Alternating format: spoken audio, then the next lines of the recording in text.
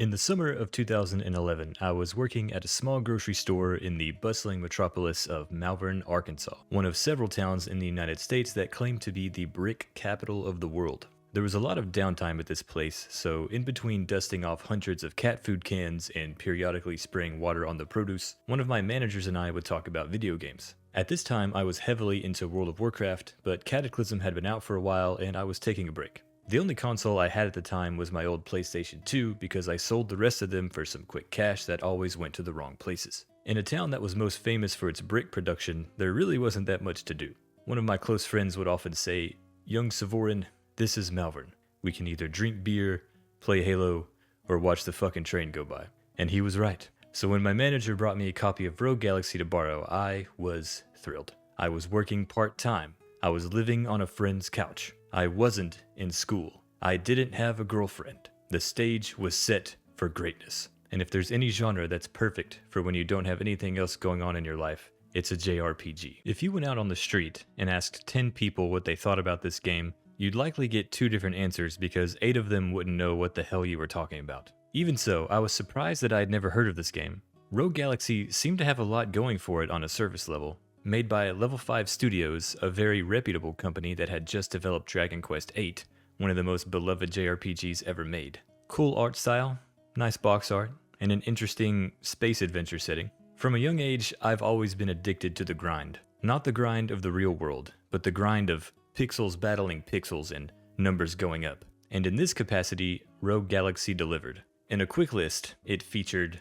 in addition to a semi-traditional action combat system and lengthy main story, a bounty hunter ranking system, a monster hunting board similar to Final Fantasy XII's, a hunting log for killing enemies throughout the game, a weapon synthesis system, an item creation system called the Factory that doubled as a fun and frustrating minigame, an entire optional planet, an optional post-game dungeon that is 100 floors long, and a bug-catching minigame called Insectron where you can catch little insects, form a team, and battle them at the Insectron Stadium on one of the planets. This is a game packed to the brim with things for all deranged completionists to achieve. Fast forward to 2025. I am working full-time. I have my own apartment, but I still don't have a girlfriend, and I still don't have shit going on. One day, the intro music for Rogue Galaxy popped up on my YouTube recommended page, and it transported me back to 2011. I remembered enjoying the game, but also being a little stuck up about it. I was fresh off of Mass Effect 2 and Dragon Age Origins by the time I got around to playing this,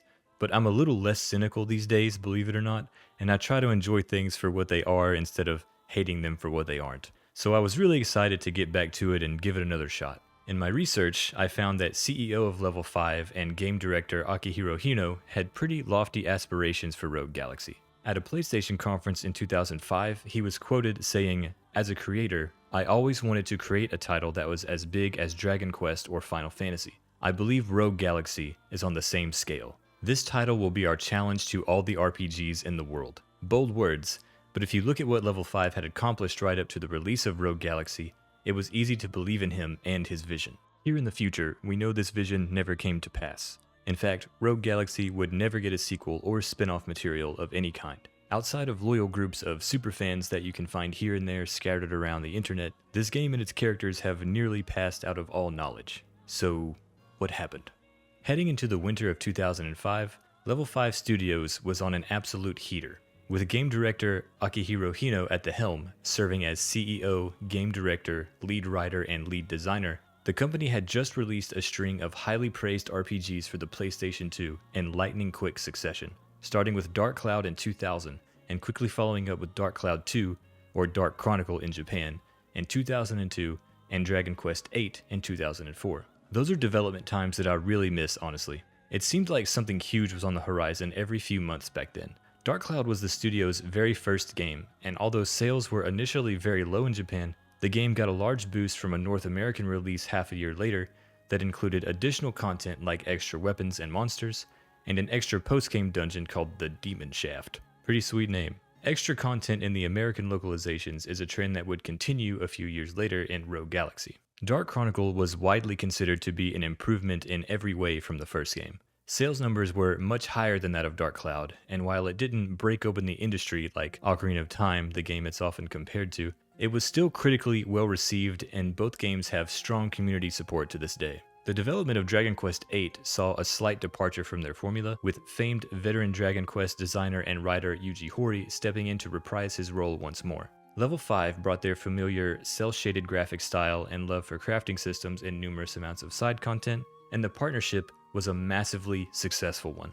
In Japan, Dragon Quest VIII sold 3 million copies in 3 days. So following the release of that game, Level 5 had sights on creating a game in their own vision, their own exclusive IP that would join the ranks of Final Fantasy and Dragon Quest, and if there ever was a time, it was now. They had the experience, the development pedigree, the budget, and the resources to shoot their shot, and it was going to be a risk because a lot of fans at the time simply wanted Dark Cloud 3, a game that people are still hoping gets developed to this day. Sony executives had lofty expectations of their own for Rogue Galaxy, hoping it would sell at least 1 million units. It was released in December of 2005 in Japan, but by the end of that year it had sold roughly 230,000, and it would take another year to get up to 300,000.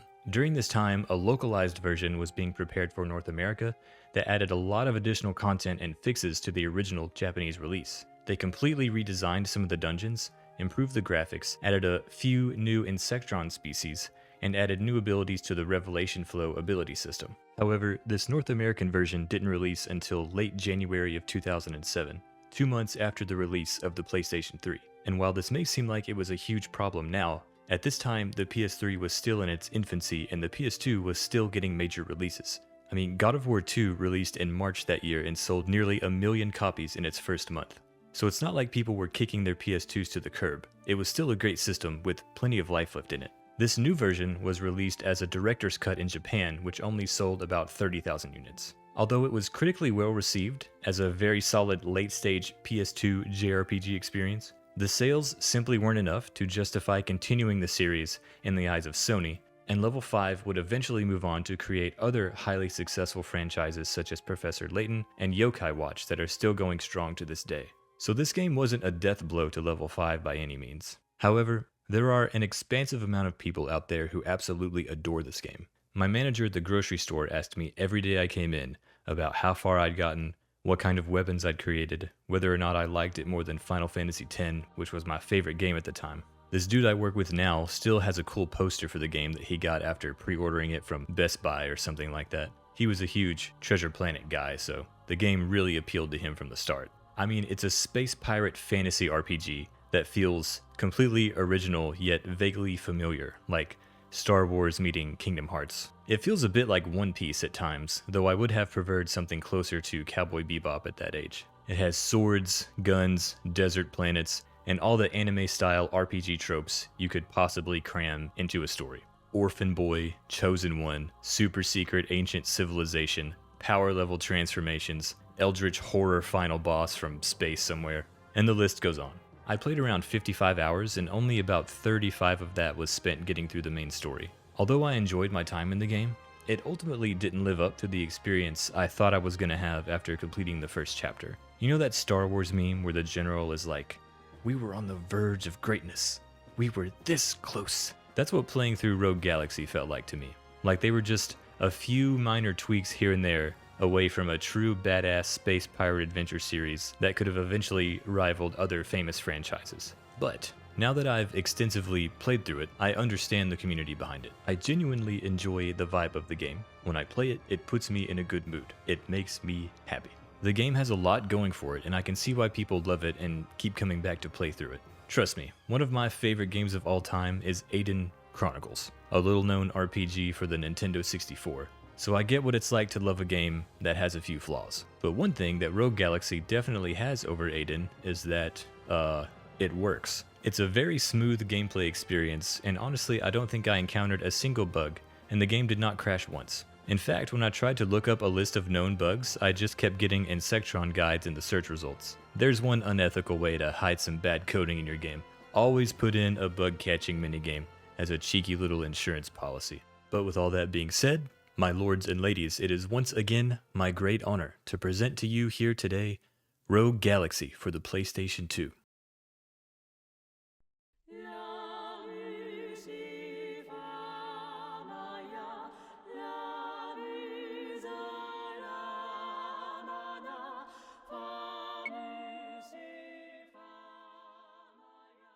This is one of those games that grabs a hold of you from the start screen. You're greeted with a beautiful song during the title reveal that instantly fills you with a desire to explore and discover. It's a perfect call to adventure, and I've probably listened to it hundreds of times while writing the script. Tomohito Nishida, who also composed the music for Dark Cloud and Dark Chronicle, returned to create the music for Rogue Galaxy. I'm not kidding when I say the music might be the best thing about this game. In fact, I'll go ahead and double down. The music is the best thing about this game. There are so many tracks that you can just pull at random and enjoy with zero context of the in-game events they're meant to accompany. And these aren't just one-trick pony tunes either. You'll hear everything from simple acoustic guitars to these huge concert hall orchestral sounding arrangements that will melt your freaking face off. A galactic variety of music, you might say. When you start a new game, there's a very Star Wars-esque info dump that fills you in on events leading up to the start of the game. The war that divides the galaxy has cast its dark shadow upon the distant desert planet Rosa. Highly valued for its natural resources, Rosa has been put under direct control of the Longardian Federation in an attempt to prevent invasion by the Draxian Empire. Under Longardia's watchful eye, the enslaved Rosans now find themselves forbidden to leave the planet. These little blurbs actually appear every time you load up the game, and they change very frequently after every major event, giving you a nice little catch-up on the story if you haven't played for a while. The Longardian Federation is in control of most of what's called the Wilherzer system, which contains the planets you'll visit throughout the game. The Draxian Empire is in control of a separate system off-screen. In fact, I don't think you ever even see a Draxian in the entire game. This war rarely takes a central role in the story. It's mainly just background setting information that sets up the politically tense and war-torn worlds these characters are living in. Right after this, we are introduced to the main character of Rogue Galaxy through a beautiful CG cutscene. This is 17-year-old Jaster Rogue, who is an orphaned boy with a very peculiar birthmark on his face that is stuck on this terrible backwater desert planet and dreams one day of going off into space to make a real life for himself and explore the galaxy. Man, if I had a nickel. Trapped within this desert wasteland, the sands of time blow ceaselessly. But it's not gonna end like this. I'm gonna find my way out of here. I swear it. His inner monologue sounds a lot like Robert Pattinson's Batman diary entries, but I actually like that about him. A lot of anime game protagonists are generally wusses, but Jaster is not a wuss. He's tough. He's used to a rough life in the desert and starts the game with a decent amount of combat experience. He makes his money killing local beasts and trading in the items they drop for rations. Since he's the main character, he stays in your combat party through all times throughout the game. A party is 3 people, with the other slots being interchangeable as the game progresses. You sure he's in this backwoods bumpkin town? The information came from a credible source. He's here all right. He should be hiding out somewhere on Rosa. Desert Claw? He's one of the galaxy's top hunters. The following scene introduces you to 2 more members of the main cast. Simon, who appears to be some kind of mole man wearing a mask, and Steve the robot. I hesitate to call these 2 comic relief characters because the overall tone for most of the game is pretty light and absurd as it is, and most of the characters have humorous moments throughout the story. They come across very silly at first, but they actually have pretty emotional and touching backstories, especially Steve. He ended up being my favorite character. You might think he's a ripoff of C-3PO, and you'd probably be right, but I promise he has a distinct enough personality to set himself apart. So much so that over the course of the game, he ended up not feeling derivative to me at all. They're members of an infamous pirate crew captained by the legendary space pirate Dorgan Goa, and they're here on Rosa looking for the greatest bounty hunter in the galaxy, who goes by the name of Desert Claw. After exchanging beast materials with a couple of Longardian soldiers and getting very little rations in return, Jaster expresses his displeasure, and one of the men says slaves like him should be grateful they get rations at all. So this military occupation has definitely put some stress on the local population. Inside the church, Jaster has a talk with the priest Raoul about the soldiers, who has also been his guardian since he was a baby. But their conversation is interrupted by the violent arrival of a large beast. And here we see some cool melding of old worn-down architecture mixed with space-age technology. I once saw someone in a Star Wars subreddit refer to this aesthetic as retro-futurist, and I think that fits here pretty well. Jaster rushes into action to defend the townspeople, only to find himself surrounded by beasts. Luckily, he's saved by the famous bounty hunter Desert Claw, who leaps into battle with his equally famous sword called Desert Seeker. and this little battle serves as the game's first tutorial and introduction to the combat system. Each character has a main weapon and a sub-weapon. For Jaster, this means he has a sword and a gun. X chains together combo attacks with the sword, and Square simply shoots with your gun, though you can only use it a limited number of times per battle, and it has to recharge once this meter is depleted. You can also jump to catch those pesky flying enemies, but sometimes you have to jump to hit certain enemies in the face because that's the only way you can damage them. Rogue Galaxy is a strange hybrid between action combat and turn-based combat, or I should probably say menu-based combat. Every action you take depletes this blue action gauge down here, and once it runs out you have to wait for it to recharge. But if you time your guard right, you can instantly refill the action gauge, making the combat feel a lot smoother, especially in the early game. You can also hit triangle to pause combat and cycle through any abilities or items you want to use, and you can control other party members' actions this way as well. Sometimes the party AI will let you know they're ready to use an ability, and when I say they let you know, I mean they really let you know.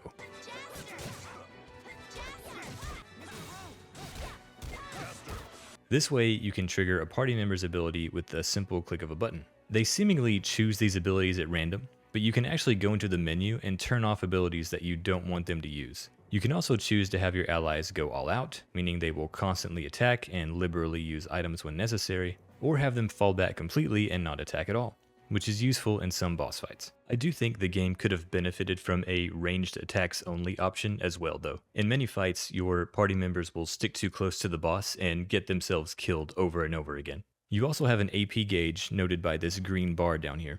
AP powers your abilities, which end up being your biggest damage dealers as the game progresses. Every ability comes with a little cutscene, which is very cool at first, but becomes tiresome after you've seen them all 1,000 times. One of the frustrating little things about this game is that there's no option to turn these animations off, but thankfully you can skip them by hitting triangle after watching them for about 2 seconds. Every time you complete a battle, both of your weapons gain a little experience as shown in these bars. Once you fill this bar up, the weapon becomes available to be synthesized with other maxed out weapons, but I'll explain more about that later. One of the things that I initially really liked about this battle system is that they can take place anywhere, and once a random encounter triggers, the battle gets going within a few seconds. However, the encounter rate is quite high and starts to feel like a grind very quickly. You can eventually get an item that lets you avoid lower level enemies, but not until much later in the game. After each battle, your enemies will drop a few items, and these are very important because most of them are tied directly to the character advancement system in the game, which is called the Revelation Flow. It's one of the more unique systems I've come across in my time playing RPGs. You still traditionally gain XP after every battle and gain levels that give you minor stat increases, but the majority of character power comes from the Revelation Flow. Each character has their own unique board that requires a specific set of items and their own set of abilities. You use the items that you either get from treasure chests or drop from enemies to fill in these empty sockets here, and when you fill them all up, that ability is unlocked and you can proceed to the next one. There are all kinds of abilities. Some enhance your main weapon attacks and give them elemental properties, some buff all of your allies, some give you powerful combination attacks that you can do with other characters in the party, some simply provide a flat percentage boost to your stats, but the most powerful and useful by far are the multi-target attacks. Abilities like Jaster's Desert Wind or Steve's Ice Beam attack. These abilities hit all enemies and can make some fights very trivial, and this is one of the problems with the combat system as the game progresses. These abilities become so powerful that eventually they're the only ones you use against regular open world enemies. They cost a lot of AP, but you end up getting so much currency in this game that keeping AP potions stocked at the max is very easy. There are a few instances in which you can't use this strategy though, such as when enemies have a shield you need to break through with a charged attack, or a barrier that you have to shoot with one of Jaster's special guns. Until these are broken, those enemies will be invincible, and your party members can't do it for you. Sometimes they will, but it's very random. This is one of the more annoying things about the game. Not because these barriers exist, but because of how you have to go about getting rid of them. You have to go into the battle menu and manually swap your gun over to the one that destroys barriers every single time. And eventually, I just started keeping the barrier gun equipped at all times because it was just less annoying to do so, and my other abilities were more powerful than my guns could ever be anyway. Rogue Galaxy combat is extremely offensive focused. You won't find any healing abilities in the Revelation Flow on any character. so this isn't a tank, healer, or damage dealer situation. Everyone is a damage dealer. There's a few defensive abilities you can find, but it's usually a better strategy to just maximize your offensive output as much as you can. All of the healing is done through items in your inventory, and you'll be using them a lot. Maxing out the revelation flow is a very time-consuming process. Some of the items you need are commonplace, and some are extremely rare drops from rarely encountered enemies. And these enemies are only available on certain planets and in certain areas of those planets. So in a strange way, the abilities are not level locked, but region locked. Many times throughout the game, you'll have to make a choice on whether or not you want to hang around and farm for more items, or go ahead and progress the story. Eventually, after fighting their way through town, the mysterious Desert Claw gives Jaster his legendary sword in a suspiciously fatherly gesture. Question for the audience. When you're handing someone a sharp object, do you also throw it into the sky and watch as it twirls around in the air, giving it a chance to impale the person you're giving it to, especially if that person may or may not be your child? Or is that just an anime thing? The Desert Seeker is a special type of weapon called a 7-star sword. It's one of 7 that you can find hidden throughout the game. They're very powerful and can all be periodically upgraded by maxing out their battle experience and combining them with other properly leveled weapons throughout the game. Some are found through talking to certain NPCs and going on a treasure hunt type of quest. Others have to be made through very complicated means in the game's factory system, which I'll explain later. The final forms of these swords are some of the most powerful weapons you can achieve in the base game, and they also look really cool, which is all that matters in the end. The final form of these weapons have different names as well. Desert Seeker becomes Earthshaker, and Cosmolore becomes Ragnarok, for example, which is the one I use the most. You can max out the Desert Seeker and turn it into its final form, the Earthshaker, as early as Chapter 8, if you level up the right weapons to synthesize it with. Afterward, Desert Claw dips out and leaves Jaster to fend for himself. After killing some more enemies, Steve and Simon arrive just in time to mistake Jaster for the legendary Desert Claw. They make this assumption after seeing that he's carrying Desert Seeker. They agree to help Jaster with destroying the large beast in town if he agrees to join their pirate crew. The game's first boss battle made me really excited about how the rest of the big encounters were going to go, because it wasn't simply a hack and slash fest.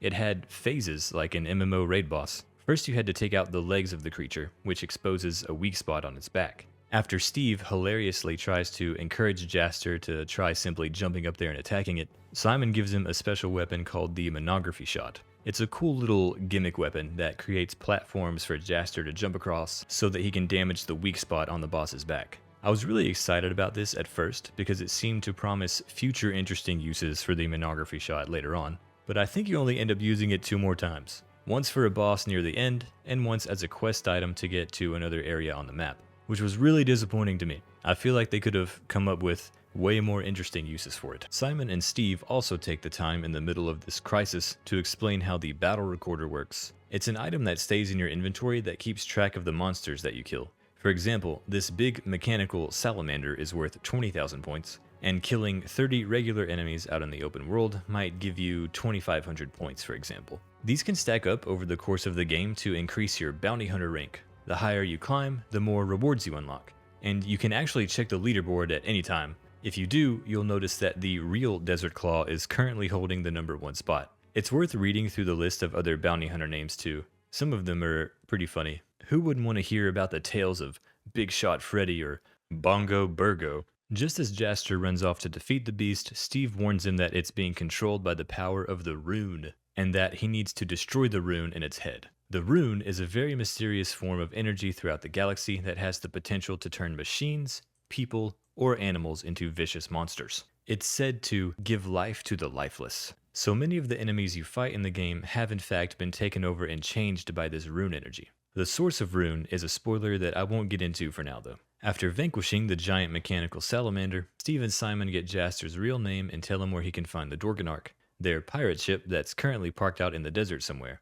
The reason they're parked out in the desert is because the license they need to park at the spaceport has expired, which is kind of hilarious and becomes a plot point later on. This is just one of the many little absurdities scattered throughout this game, and after this point they start to stack up very quickly. Before heading out, Jaster says his goodbyes to Raoul and says he's finally going to space, just like he always dreamed. Jaster promises to Raoul that one day he'll return when he's more powerful and free Raoul and the people of Rosa from Longardian slavery. Man, If I had a nickel. The next morning, Jaster arrives at the Dorganark, and it's literally a pirate ship. It appears to be made out of wood. It has cannons and sails, even though there's no wind in space that a sail could take advantage of. You may be asking yourself, how does the crew protect itself from the vacuum of space? From the slightly above absolute zero temperatures? How do they breathe? And to those questions, I say, don't worry about it. Jaster is then greeted by Simon. I couldn't help but notice in this scene that the mount he's riding looks to be made out of metal now instead of the bone white color it had at the opening of the game. Anyway, it gets eaten by a giant sandworm, and Jaster is instantly imbued with anime game cutscene powers as he flies around all over the place fighting this gargantuan beast. If you'll notice, the design of the Desert Seeker is different here as well. I wonder if this was one of the early cutscenes they made or something before making changes to the American version later. Not wanting to risk their own tails, the crew of the Dorganark take off and leave Jaster behind in one of the only truly pirate-like things these people do. It seems as though all hope is lost for Jaster until a girl on a really sweet flying motorbike with the classic PS2 haircut swoops down to save him. This is Kisala, the captain's daughter. They spend a few scenes of the game hinting that they're going to end up as each other's love interests, but nothing ever comes of it aside from a very silly combo attack they can unlock together. It's less of a love story and more of a surface-level teenage attraction story. But like I said, not much time is put into it at all. Their relationship ends up feeling like something that was planned for an eventual sequel. On board the Dorganark, Jaster is introduced to other members of the crew, including Zegram here. He's a lone wolf alcoholic that is honestly the most pirate-like of all the crew members. You might recognize his voice actor too if you're a fan of Cowboy Bebop. Never expected Desert Claw to be such a youngster. Guess you can't trust rumors, can you?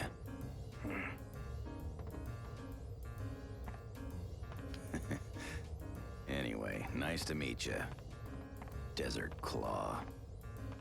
That's Steve Blum, who voiced Spike Spiegel in the English dub. He delivers a spectacular performance as Zegram, and the voice acting quality is generally very high for most of the game. And not just the quality of the actors' performances, but the direction they were given as well. The dialogue between the characters feels smooth and natural, like they physically acted out the scene together. Zegram is onto Jaster from the start, and very clearly knows this kid is not the legendary Desert Claw.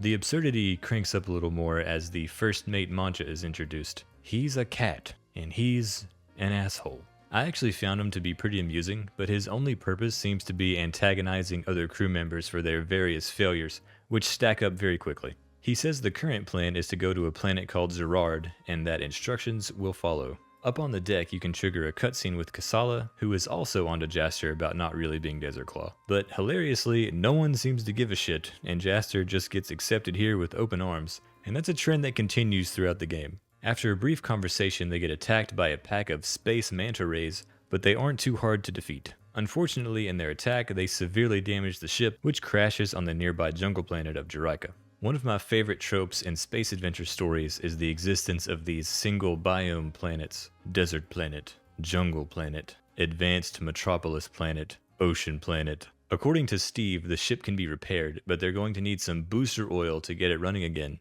Zegram informs the crew that booster oil can be refined from a special fruit called a fire fruit that luckily grows right here on Juraika. At this point in the game, you can't choose your party members, so you're automatically paired with Kisala and Zegram right now. Kisala is pretty fun to play. She has a really fast attack speed with her daggers, and her sub-weapons are actually her feet instead of a gun. So you can swap between attacking with the daggers and kicking with her feet pretty smoothly. She ironically feels more like playing a rogue than Jaster Rogue himself does. But don't go thinking she's too cool. One of her abilities has her fart into an old dirty sock, which she then throws at her enemies, doing multi-target poison damage. I told you this game was absurd, and that's not even half of it. Zegram uses a giant sword, and his sub-weapon is a ninja shuriken of some sort. I didn't use him much in combat because he wasn't very fun, honestly, and moves kinda slow. But he is very useful for his drunken burst ability, which raises the attack of all party members. Juraika throws some different enemy types at you that change up combat a little bit. There are these plants, for example, that you have to jump on top of first to expose their weak point before you can attack them, and you'll also run into the first enemies who can poison you. The game takes this opportunity to give you a tutorial on status ailments, with the Confusion Affliction being the most dangerous in my experience, especially if your party members are leveled up a lot. They can knock you out in 2 or 3 hits. You can also equip certain items that protect you from status ailments, which I just realized at this very moment that I never bothered to do once in my entire playthrough.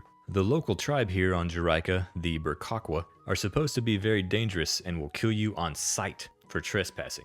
But that never actually happens. You can freely walk around as much as you wish, and despite repeated warnings, you never get into any real fights with them at all. Just one of the inconsistencies in the game's story.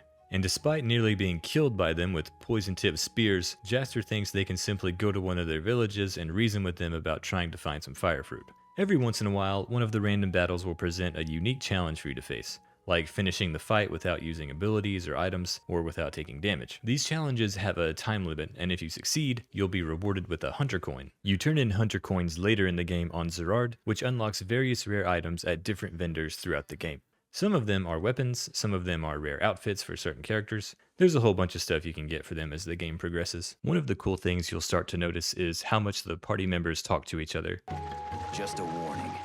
Don't mess around with the people here. We're wasting time. Let's get going. Of all the planets to crash on. Nobody's here. The banter they have, which level 5 called Live Talk, updates after almost every major cutscene or story event, though you'll get punished for going off the beaten path. If the characters think you're lost, they'll let you know about every 10 seconds. If it's too annoying for you, there is an option to turn off the Live Talk in the options menu. The path to the village that Jaster wants to force his way into is blocked by a huge stone statue. What this obstacle actually does is introduce one of the open world mechanics that is present throughout the rest of the game. To get through here, you have to do a short little side quest for an item called a power glove. Then you bring the glove back, use it at the question mark here, and move the statue. And here is where I have another issue with the game. In a franchise like Zelda, you would probably use the power glove again and again throughout the rest of the game, or at least a few times. But in this game, too often you get these key items for one specific purpose, and then you never use them again. I'm not saying the dungeons in the game needed to be as complicated as the water temple or anything, but it would have been interesting to have to use the power glove at least a few more times to solve puzzles throughout the game.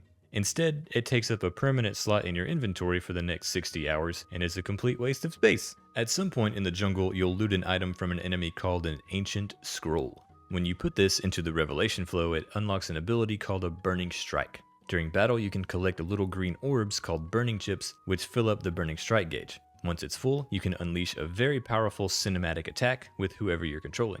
It's a pretty fun and engaging little mechanic. You have to time your attacks just right and push the right buttons as they come up. And if you get them all right, it does a significant amount of damage by the end. And each playable character has their own unique set of attack animations. This was actually one of the mechanics that was changed with the American version. In the original Japanese release, the burning strikes were triggered completely randomly. Jiraika is also where you get introduced to the bug-catching Insectron system. You're strolling along through the jungle sometime after your 75th battle with a herd of gorillas, and suddenly a small unsupervised youth who does not appear to be native to this planet jumps out of the bushes with a little bug cage. He's lucky this ain't Viridian Forest. After Zegrim considers murdering this child, the kid explains that he's here collecting bugs to battle at the Insectron tournament on Zerard. After explaining what the tournament's all about, he gives you some of his old equipment, a level 1 insector trap as well as a cage to put them in once you catch them. How it works is that you have to put some kind of bait in the trap, and this can be anything from a banana or a kiwi to a diamond or a ruby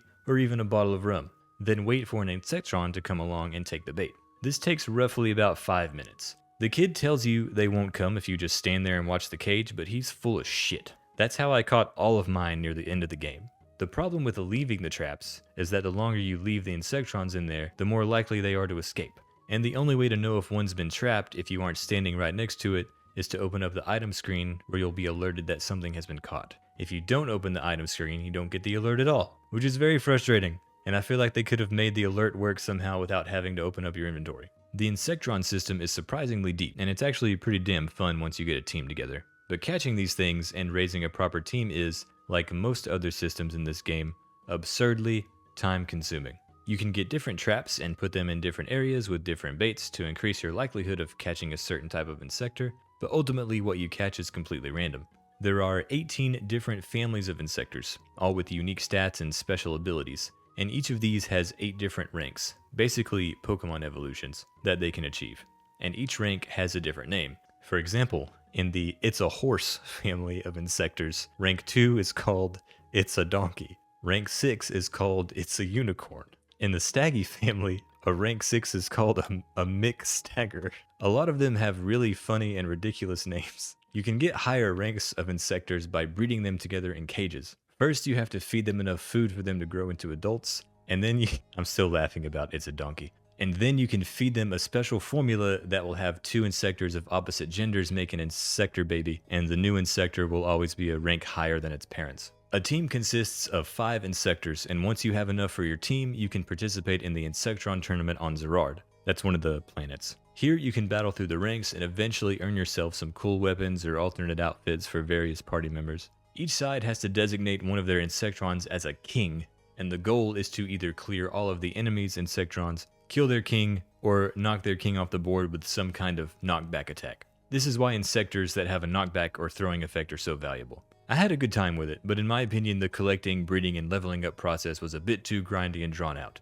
In fact, you can't even catch the most powerful Insector in the game until you complete the final optional dungeon for a special type of bait. Still a very cool minigame though, and very in-depth for something completely optional. Zegram even warns Jaster that some people get so wound up with Insectron that it takes over their entire lives. Foreshadowing. Continuing on to the jungle, you eventually run into a Burkoquan woman and her little sister having a talk by a waterfall. They're discussing how the little girl named Miri has been chosen to meet an entity called the Star God. You can pretty quickly infer from the tone of the conversation that this is one of those child sacrifice situations. As your group creepily watches them from behind some bushes, eventually Zegram gets too loud and the older woman hears him. After the older woman nearly takes Jaster's head off with her hatchet, the group quickly surrenders. Kisala tries to explain that they need some fire fruit for their ship, but they're interrupted when a swamp monster scoops up both Amiri and Kisala. The older woman, named Lilica, actually joins your party for this fight. This giant frog doesn't have much health, but it does have a pretty devastating multi-target lightning attack that your party members won't dodge on their own.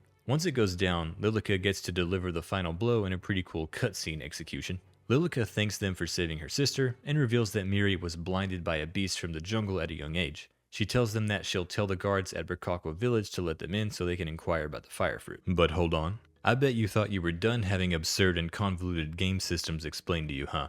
Well, think again, because it's about to get even weirder. This is Toady, a talking frog that gained sentience along with mysterious powers because he got hit by some orange-colored goop. Zegram explains that this goop is probably rune, which speeds up the process of evolution and turns living things into beasts. Toady says that loads of the stuff has been falling from the sky and causing all kinds of trouble here in the jungle. But Toady here has a very special power. He can eat 2 of your weapons and then regurgitate them into a more powerful weapon. The only thing is the weapons have to be maxed out experience-wise before you can combine them. It's a pretty cool system because it means you don't have to constantly be selling your old weapons, and you always have a use for them. This goes for sub-weapons too, like Jaster's guns and Kisala's boots. Almost every weapon that every party member uses can be leveled up and combined with something else. And it changes their appearance too. Sometimes it's just a recolor, but still, it's insane how much work level 5 put into this. It was probably my favorite part of the game. It's a very addicting process, and it's really exciting waiting to see what Toady is going to regurgitate next. After demonstrating this power, the group agrees to let him come along. Shortly after, the gang arrives at Burkoqua village just in time to see someone succumb to a grisly-looking illness that's apparently being caused by something called the dark fruit. They really have a lot of interesting fruits on this planet. They get told to leave, which they completely ignore, as they continue on to barge into the hut of the village chieftain. The villagers are trying to decide what to do about this dark fruit debacle. The consensus is that sacrificing Miri to the star god is the only way to stop this, and only one boy in town named Kron thinks they should look for an alternative solution. Soon after, we're shown a flashback sequence from Lilica's perspective that reveals some more of what happened when Miri went blind. Apparently their mother was killed by the beast as well, and Lilica carries the guilt of not being able to protect them despite the fact that she was just a child at the time. Meanwhile, Zegram is getting increasingly more annoyed because instead of focusing on finding some fire fruit, these 2 children that he's stuck with are busy inserting themselves into the affairs of the natives. They decide to rescue Miri from her cruel fate. On the path to the Star God's altar where Miri is going to be sacrificed, you can find a crashed ship and a broken freeze gun. You have to take this thing to an exiled villager who will then fix it for you, and the first thing Jaster does with the gun is accidentally shoot him with it, freezing him on the spot. In one of the nicer bits of game design in Rogue Galaxy, you have to use the freeze gun to freeze a waterfall, and then use the monography shot to create platforms that you can jump on to successfully scale the waterfall. This is the only time in the game where you use multiple key items to solve a puzzle together, and it's a shame because the game could have used a lot more of this puzzle solving type of stuff. And I get that it's not an adventure game, so to speak, but, you know, it could have just been that little extra thing that made it a little bit cooler and set it apart from other RPGs of the time. After scaling the waterfall, Zegram mysteriously disappears to make a very evil phone call. Apparently Zegram here is a double agent with a mystery mission, and I don't care how cartoonishly evil this is, it immediately makes him the most interesting character, and gives you a little bit of tension to deal with in an otherwise fairly dramatically flat storyline so far. Soon after, Jaster and Kisala find the Star God altar just before the Star God arrives to eat poor little Miri. Lilica refuses to fight at first, so it's just Jaster and Kisala for Phase 1. Not long after this, the Star God decides to attack Miri, and Lilica finally has a change of heart. She gains cutscene powers and manages to deflect the Star God's attack with a flick of her hatchet, and suddenly, in a final flashback, the sisters somehow both remember at the same time that the Star God is the one who attacked them and their mother all those years ago.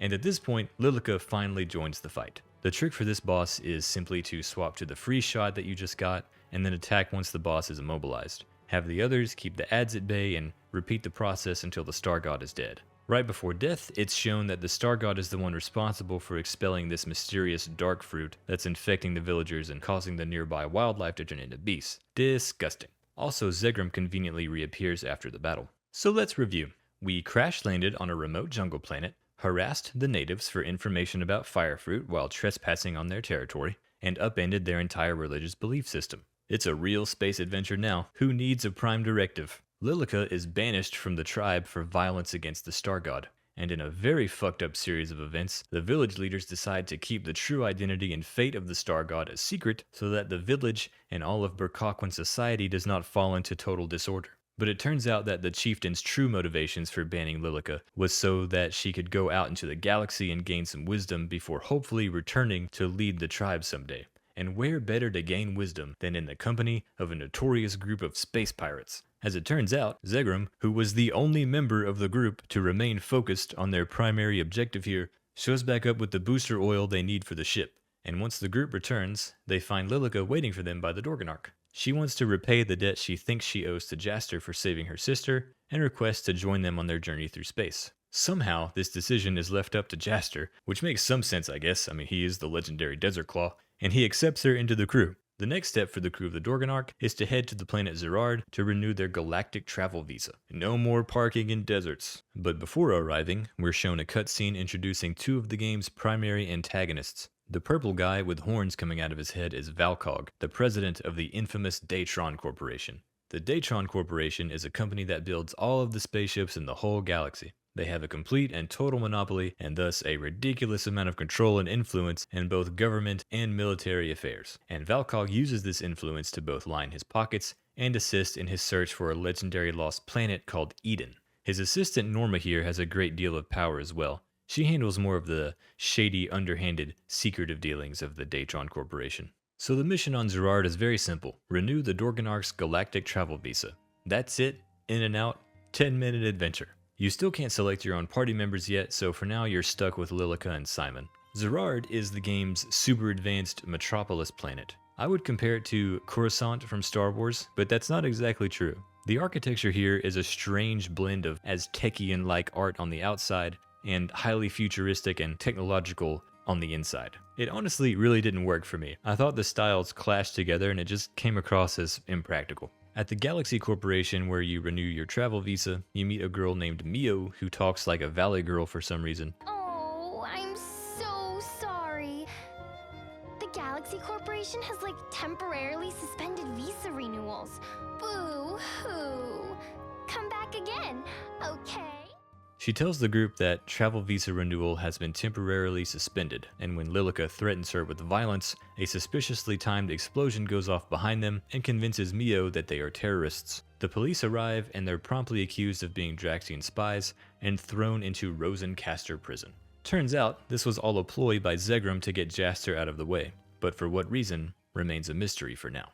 Rosencaster prison is run by this terrifying looking man named Alec Rosencaster. He's the warden here, and makes it clear that he doesn't actually care if they're innocent or not, just like a real-life warden. They're put into a cell with another mysterious cloaked prisoner who condemns the current interplanetary war that is plaguing the galaxy. It turns out the cloaked prisoner has an escape plan, and soon 2 men disguised as Longardian guards come by and open the cell door. In a strange twist of good fortune, the party was allowed to keep all of their weapons, armor, and items on them, which is going to make escaping this place much easier. This is the first true dungeon of the game, and it just so happens to actually be a dungeon. But it sets up an adventuring loop that starts to feel pretty familiar early on in the game. You get to a new combat area, fight enemies about every 10 seconds, locate a key item or 2 that allows you to bypass an obstacle of some sort that never gets used again, fight a boss, and repeat. On Jerica, it was the Power Glove. Here in Rosencaster Prison, it's just a plain keycard. At this point, you'll probably have Jaster's Desert Wind ability, as well as Simon's devastating Missile Squall. Both of these do significant damage to all enemies at once, so each battle pretty much goes like this. You get attacked, instantly bring up the menu, scroll to Desert Wind, skip the animation. If enemies remain, you do the same thing with Simon or Steve or whoever else is in your group. This creates a really awkward flow for battle because you end up spending most of your time flipping through the menu, and these attacks are just so much more powerful, it would be silly to use anything else. And it's not just the power difference. Your defense level through the entire game is actually pretty low. There's not a lot you can do to negate enemy damage besides kill them faster than they kill you. The best defense in this game is your best offense. Most enemies can kill you very quickly and do a ton of damage, so even if you wanted to experiment with combat without using the multi-target abilities, you're still going to end up burning through a ton of your healing items just to keep up your hit points. And even if you're a pro at guarding against blockable attacks, that's not going to stop your allies from getting the shit beaten out of them. It doesn't take long for the party to discover something nefarious is happening here. They come across a strange beast who comes bursting out of a cell that has unnerving human qualities. And sure enough, in the next cutscene, Rosencaster is shown conducting heinous experiments on live human subjects. And the subjects are the prisoners themselves. Later, in the higher levels of the prison, you come across the burnt remains of the giant mechanical salamander that you destroyed back on Rosa. Soon after, the party overhears Norma, Valcog's assistant, lamenting the fact that it appears to be a failed experiment. She demands an audience with Rosencaster and wanders off. It's then revealed that Rosencaster's wife has recently passed away, and these experiments are in part some kind of plan to bring her back to life. When Norma arrives to question how the experiments are going, he says they're close to perfecting the rune cell cultures. This rune stuff is really just screwing things up everywhere, huh? And then he just comes out and says it. Datron wants to be able to mass-produce artificial human soldiers for the ongoing war effort. Soon after, the gang stumbles upon humans in vats of liquid, which is always a clear sign of evildoing in science fiction. Whoa, take a look at that! This place is more like a secret lab than a prison. Good call, Simon.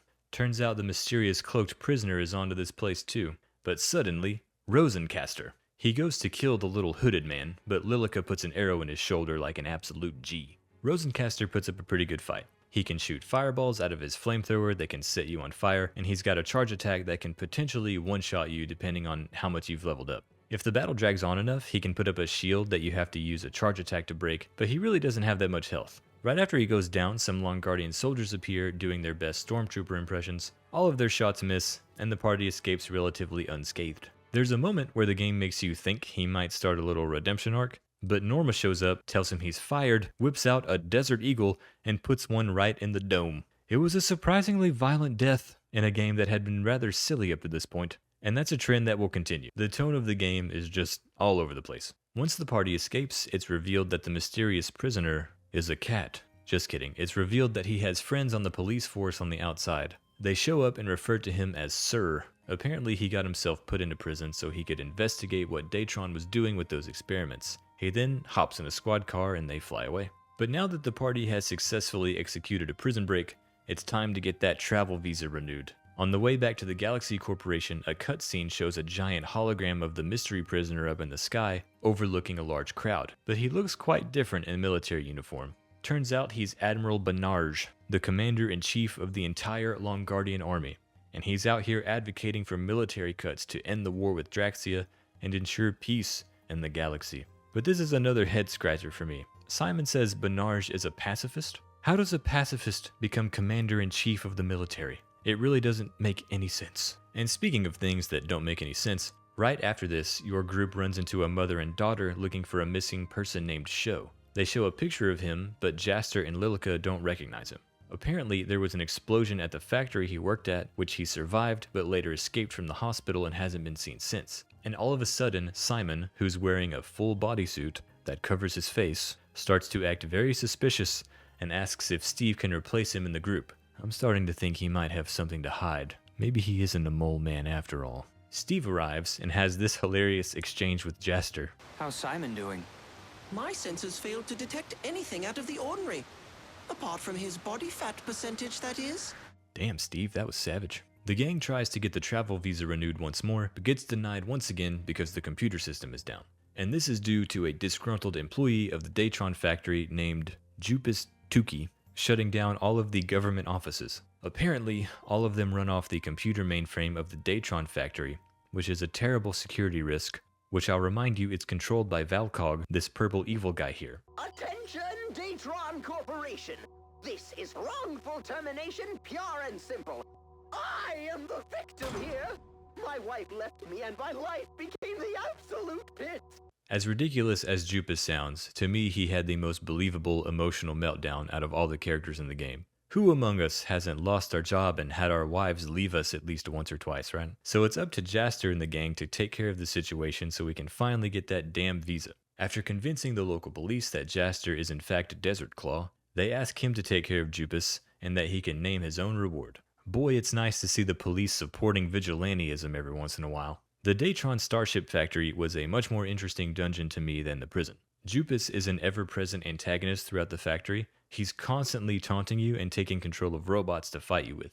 The level has more true platforming and verticality to it. You also get to meet another important character here, Dr. Picaccio, who created Steve the robot. He tells you that Jupis is planning on taking over the entirety of Zerard using the mainframe computer here. He also tells you that his young son Mark passed away and that his death has severely affected his ability to concentrate on high-level science work. So in the meantime, he took a management position here at the Datron factory. This becomes an important plot point later on. Jupis shows up once more to pester the group and Lilica decides to put an arrow through his chest. But it turns out to be a hologram and he summons another group of robots to kill you as he fades away. I actually like this shoot first mentality that Lilica has because it makes sense for her character. As a child, she hesitated when the Star God attacked her family, and even though she probably couldn't have done anything about it, she still carries the guilt from being frozen in fear and not acting in time. And I think the shoot first mentality is a direct result of that experience. She will never hesitate again. And that's good storytelling. Eventually, you arrive at the mainframe room where Jupis is doing all of his nefarious hacking. In typical deranged scientific genius fashion, Jupis summons a giant robot that he pilots himself to fight you with. The robot is pretty versatile. It can fly around and evade your attacks, throw punches, even summon weapons from the ground that shoot balls of energy at you from random directions. It's a very cool fight.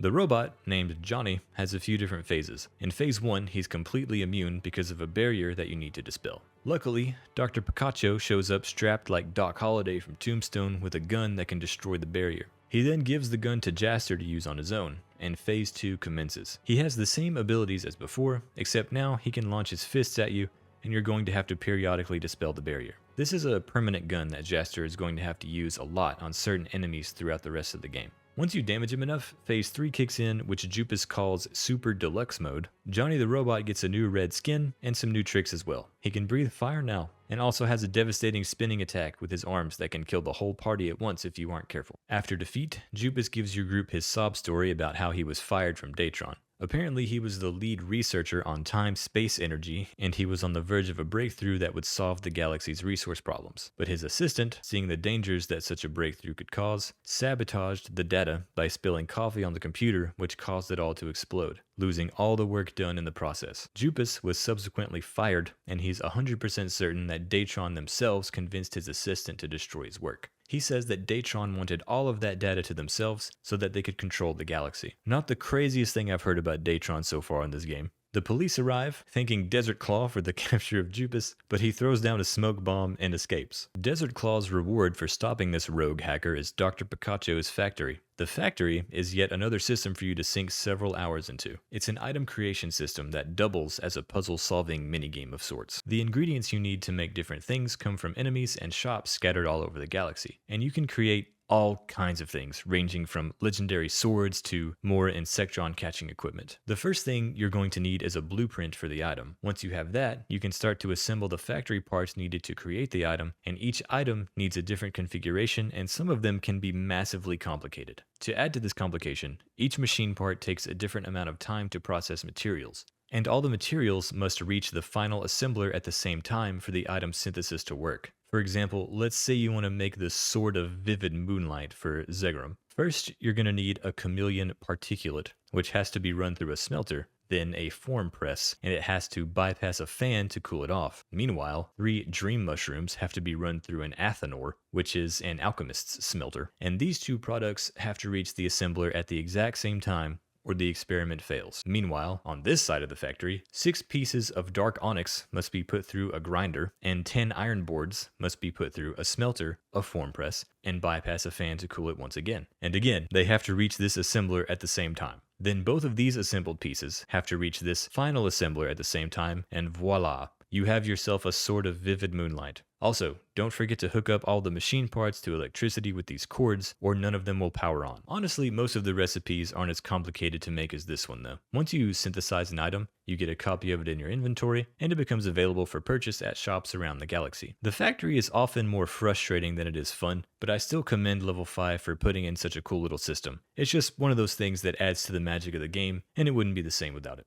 Before leaving the factory, Dr. Picacho asks Steve to contact him periodically to update him on his adventures throughout the galaxy. Interesting. After a quick stop back at the Galaxy Corporation to finally pick up your galactic travel visa, you can swoop around to the other side of the desk to start picking up quarries. Quarries are basically advanced hunts for powerful enemies scattered around the galaxy that reward a lot of bounty hunter points after you defeat them. Some of them require special conditions to be met to summon them, like being a certain hunter rank or having certain party members with you.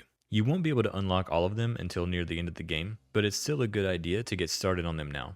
Once you get back to the ship, you can find Jupus just chilling there with a cup of coffee. He argues that since he's a highly wanted criminal, that he can't go home anymore and may as well become a pirate. And he was able to worm his way into being a crew member by bribing Mancha with a big plate of fish to eat. He may be annoying, but the man understands the art of the deal. If you go through his revelation flow, you'll find that many of his abilities are powered by Jiraikan coffee beans. His party-wide attack boost ability is also in fact powered by coffee. He's often seen drinking coffee, and yet his life's work was undone by the pot of coffee he had sitting on his computer desk. It is absurd how much of this man's life has been influenced by coffee. Let this be a lesson to you all. But things are moving fast. Jaster is informed that the ship's legendary captain Dorgan Goa is finally awake from his nap, which is hilarious to me because at this point I had kind of forgotten about Dorgan Goa, and this means that he has slept through picking up an orphan on Rosa, narrowly escaping sandworms in the desert, getting attacked by space manta rays and crashing into Juraika, the crew subsequently destroying the religious foundation of the local tribe, picking up Lilica, half the crew getting accused of terrorism and thrown into prison on Zerard, and finally hiring on an unstable lizard man genius that just hacked the entire government.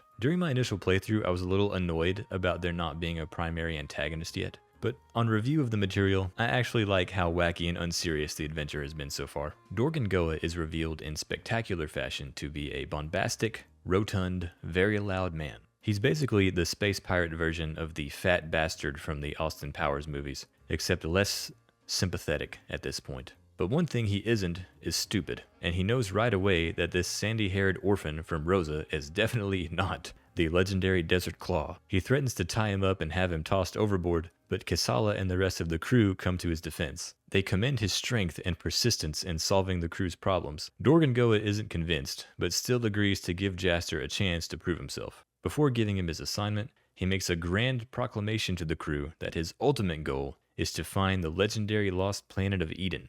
Apparently, it disappeared 10,000 years ago, and legends say it holds enough treasure to allow anyone to rule the entire galaxy. a utopia. Dorgangoa says the secret to finding Eden can be found on legendary artifacts known as the Great Tablets, and that one of them was found in a mine on the planet of Vidan not long ago. Right before you set off for the mines, a cutscene triggers with Steve communicating to Dr. Picacho back on Zerard, when it's revealed that Dr. Picacho planted a sentient, computerized reconstruction of his dead son Mark inside of Steve so that he can experience the adventures that the galaxy has to offer. It's endearing for about 5 seconds until you realize that this isn't really Mark, and then it just becomes very sad. These scenes pop up like 10 more times throughout the game, and let me tell you, they are just a huge buzzkill every time. Characters having trouble letting go of close ones that have died is a common theme of the game though. Rosencaster, Picacho, and also a certain binge-drinking pirate that I won't spoil for. Well, I guess that does spoil it. Oh well. I'll talk about it later. Vidan is where the absurdity of the game cranks up even more. The mines here are under the control of a 1920s style group of gangsters called the Moriarty clan. When you first show up, they're chasing after a Nigel Thornberry-esque explorer named Burton, who also came here to investigate the Great Tablet. Burton continues to pop up at important locations throughout the rest of the game. He says that a local bar called Angela's is a really good place to meet miners, and Jetson and Kisala head that way. On the way, you run into the sad woman and child who are looking for their missing husband and father. The Moriarty gang runs by and knocks them both to the ground, which honestly made me laugh my ass off because of how ridiculous it was. The missing man is obviously Simon, and I was so annoyed with him at this point. Like, bro, just go home. What are you doing pretending to be a pirate? This makes no sense. Also, Jetson and Kisala have no reaction to this exchange at all. They just stand there and watch it happen. Once you make it to Angela's bar, the rest of the story starts to play out like an old noir film. The quiet crowd, the soft jazz, the dim lights. It really sets the scene. This thing at the bar, drinking himself into a stupor, is a dogman named Digo. He's a veteran of the Long Guardian Army with severe PTSD that he suffers from after getting sent off on some really messed up missions. And the dog puns come heavy-handed and often. He has a really cool voice, fights with an axe, and also has a giant mechanical arm. Something about him just screams, "This is your final party member." Him and the bartender Angela clearly have a history together. I was going to make fun of the hair on Angela's ears until I remembered that I used to play a full-blown cat boy in Final Fantasy XIV, and he was way more fuzzy than this lady, so I have no room to talk. Soon after, our new explorer friend Burton gets tossed into the bar on his rear, and a purple-haired man named Gale walks in after him. He warns Burton to stop sneaking around, looking for information on the tablet. He works for the Moriarty clan and clearly has history with Digo and Angela. He calls out Digo for his cowardice before he leaves, and we are shown a picture of them in the bar afterward. After learning he's a miner, Burton goads Digo into investigating the Great Tablet, but Digo only agrees to help after hearing that studying the tablet is Burton's dream and that he's also willing to pay. Digo joins the group, and he, along with Jetson and Kisala, head for the mines. But first, you have to pick up some black market ID cards to be able to enter the mines. Luckily, Digo knows where to find some, but when you exit the shop, the gang gets confronted by Gale and Moriarty's goon squad. Gale says he's been given orders by Zax Moriarty himself to take all of them out, but luckily their guns suck and are no match for Desert Wind Level 2. Soon after, Burton arrives to tell you someone has set Angela's bar on fire. We're then shown a flashback scene of one of Digo and Gale's old Long Guardian military missions. Apparently they were tricked into attacking a civilian ship full of innocent children. Not good.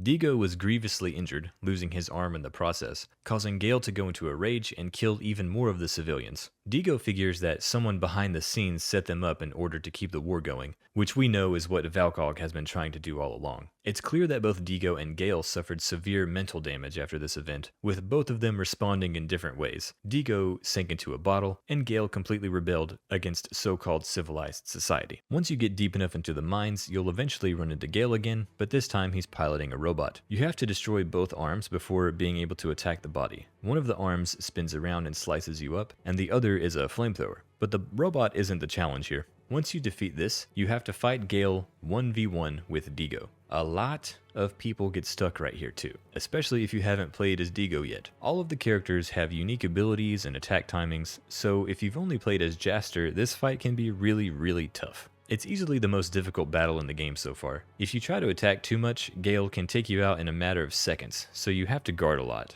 Digo's top dog and bone shield abilities can help by respectively increasing his attack and defense, but your best weapons are patience and a lot of health potions. You don't get to save here, so if Digo dies, you have to do the robot fight over again as well, making it an extra pain in the ass. Right as Gale goes down, the ceiling starts to cave in. It turns out Valcog has arrived with a ship seemingly built specifically for great tablet retrieval, and they hoist it up into the sky. As Gale raises a hand in recognition, one of the turrets on the ship shoots at him, and he realizes he's been double-crossed. You see, the Maraudi gang was using Gale as a tool to negotiate with Valcog for the removal of the Great Tablet, and once his usefulness ran out, he was nothing more than a liability. After Digo calls him out for his foolishness and trusting Maraudi, Gale says he didn't get involved with the negotiations for the money, but because Maraudi promised him that helping Valcog recover the tablet and opening the gate to Eden would end the war. He thought the only way to atone for his crimes was to help put an end to the conflict between Draxia and Longardia. As he leaves,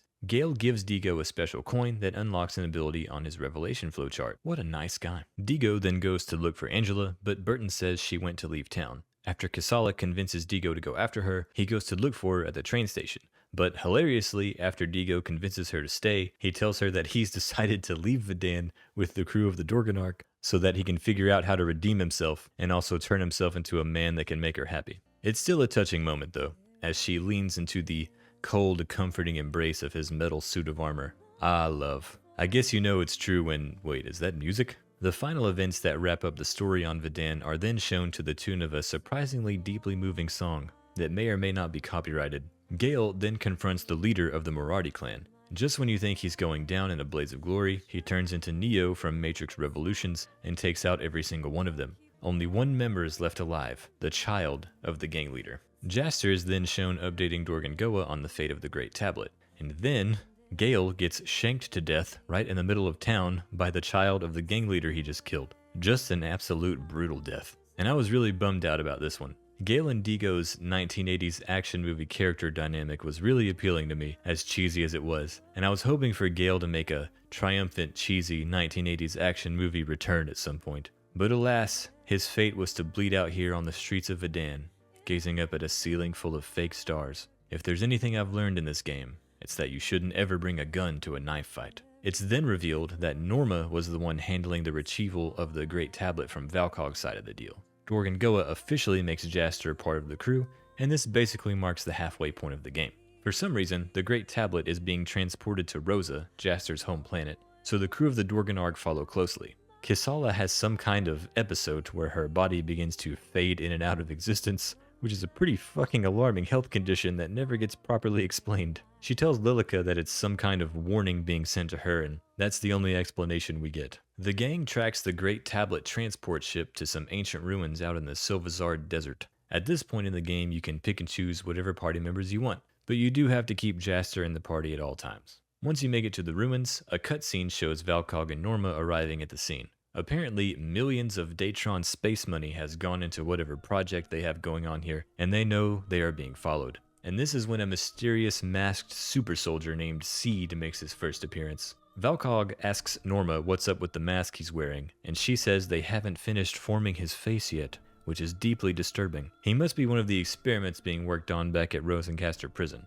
Dr. Eisel, the leader of the team of Datron scientists who created Seed, insists that his combat functions are 100% complete. The giant tablet is then inserted into the platform here, and you might notice it greatly resembles a circuit board of some kind. Definitely advanced, ancient technology. Upon doing this, 3 pillars rise up out of it, projecting holograms of 3 symbols: a scale of justice, a crab, and the head of a lion.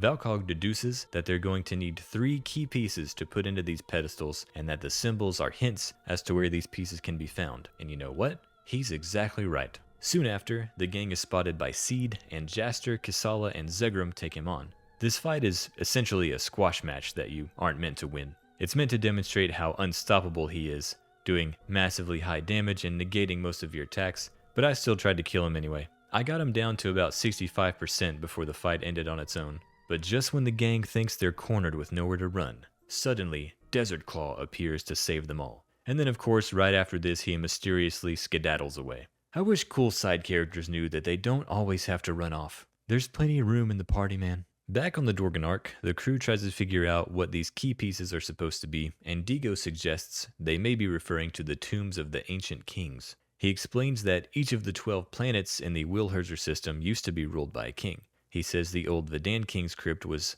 decorated with a crab, so they called him the Cancer King. And the rumor is that the crypt is located in the sewers beneath the city. This sparks Lilica's memory as well, as she recalls a man known as the Leo King who ruled ancient Jerica. Jupus explains that the scales refer to two princes who used to rule over Zerard. They took over after their father died, and his dying wish was for them to rule together in peace. Of course, over time they began to fight with one another, and for some reason, two great towers were constructed to symbolize the quarrel these two had with each other. I don't know, don't think about it too much. It ends up being a pretty cool idea for a dungeon, so just roll with it. The game actually opens up a little bit here, which is pretty cool. You can choose to go to whatever ruins you want to first, and after you get one of the 3 key pieces, a completely optional planet called Alistia opens up. It has a pretty short storyline, but it's still worth doing for some powerful weapon upgrades and also just for the sake of completion. Alistia is one of the extra pieces of content that was added to the North American version of the game. I tackled the Leo King ruins first. Somehow, Burton the archaeologist is here before all of you again. Man, I would love to see this guy's spaceship. Who's bankrolling these expeditions? He tells you that the temple here is haunted by an ancient witch, and soon after she appears, she actually reminds me a lot of Gruntilda from Banjo-Kazooie, especially with that one oversized eye. Later in the ruins, you end up running into Seed again. He's here trying to get the Leo King's key piece too. He has a confrontation with the witch and holds her off for a moment before she summons a tornado and blows him out of the ruins. And you'll never guess who else you run into here. That's right, Simon's abandoned wife and child. Last time we saw them, they were getting assaulted by gang members on Vedan, and now here they are, somehow, out of all the places in the entire Wilherzer system, in the middle of some ancient ruins, on the nearly inhospitable jungle planet of Jerica. Jaster, Kisala, literally anyone, I'm begging you. You've been taking in random people on board the Dorganark for the entire game. Get this woman and child a room, please. Is it just because they don't have lethal weapons and a revelation flowchart to exploit? Goodness gracious, I'm used to some ridiculous things in JRPGs, but even I can only suspend my disbelief so much. These two should be dead by now. They're sitting here huddled up, crying, getting attacked by bats, and Jaster just stares at them and does nothing. This whole side storyline was just too ridiculous for me. You find Burton in the Leo King's crypt completely turned to stone, but he's not the problem right now. The witch doesn't have much health, but her fireballs can afflict you with confusion status, which can end your game very quickly. She also teleports around from time to time and can summon bolts of lightning, leaving you paralyzed for a few moments. After she dies, the spell turning Burton into stone dissipates and he is freed. The trend of painting every boss you fight as a sympathetic villain continues as the Leo King is revealed to be a baby that the witch is protecting. A flashback reveals that she sacrificed herself in order to protect the child, making herself a servant of the underworld. Back in the present, Seed reappears just to stab her in the back and leave, thinking the baby to be nothing of importance. But as soon as Jaster touches the baby, the Leo King's key piece appears in his hand, and that's one down. I went to the Gladius Towers on Zerard next for the Libre key piece. The towers are actually locked with an advanced force field, and the only way in, according to Steve, is to let Dr. Picacho turn on his full burst mode, which will increase his processing power, but it could also potentially damage his emotional circuits. After Steve pleads his case, Picacho decides to take him inside and talk to his computerized son about it. Mark convinces him to help, and Steve's full burst mode is activated, which sadly does nothing permanent for his battle ability. I was really hoping it would be a power-up of some kind. So there are 2 towers here, with 2 different bosses at the top of them. You have to scale both towers to defeat both bosses, but you can choose which tower to start at first. If you start at Tower 1, you eventually end up at the top floor of Tower 2 because they crisscross and zigzag between each other. There's nothing really special about either of them though. They both have the same enemies and there aren't any puzzles to solve or special items to use or anything like that. It's just 14 floors of enemies to climb and 2 bosses you have to defeat. There is a pretty sick cutscene at the beginning though. A sword appears with the soul of the Libre King, claiming that it has waited for a worthy wielder across the ages who can put an end to this conflict between the 2 princes. Real Arthurian shit here. And you actually get to keep it. Hell yeah, free sword. He asks you to put to rest the tortured souls of his 2 sons. Oh yeah, did you forget that Zegrim was a double agent? Because I did until this very moment. He's keeping Norma and Valcog informed on the crew's journey for the key pieces. Just what is his goal anyway? Surely he has a really solid reason for behaving this way. About halfway up one of the towers you run into Seed again, but it's just another squash match. Just survive long enough and the battle will end. He takes Jaster down, but guess who's there to save the day? Desert Claw. After a short skirmish, he deduces that Seed's powers are completely inhuman. And finally, Jaster and Desert Claw have that heart-to-heart we've been waiting for. Nope, he just jumped off the bridge. He's gone again. The boss at the top of the first tower is Prince Logan.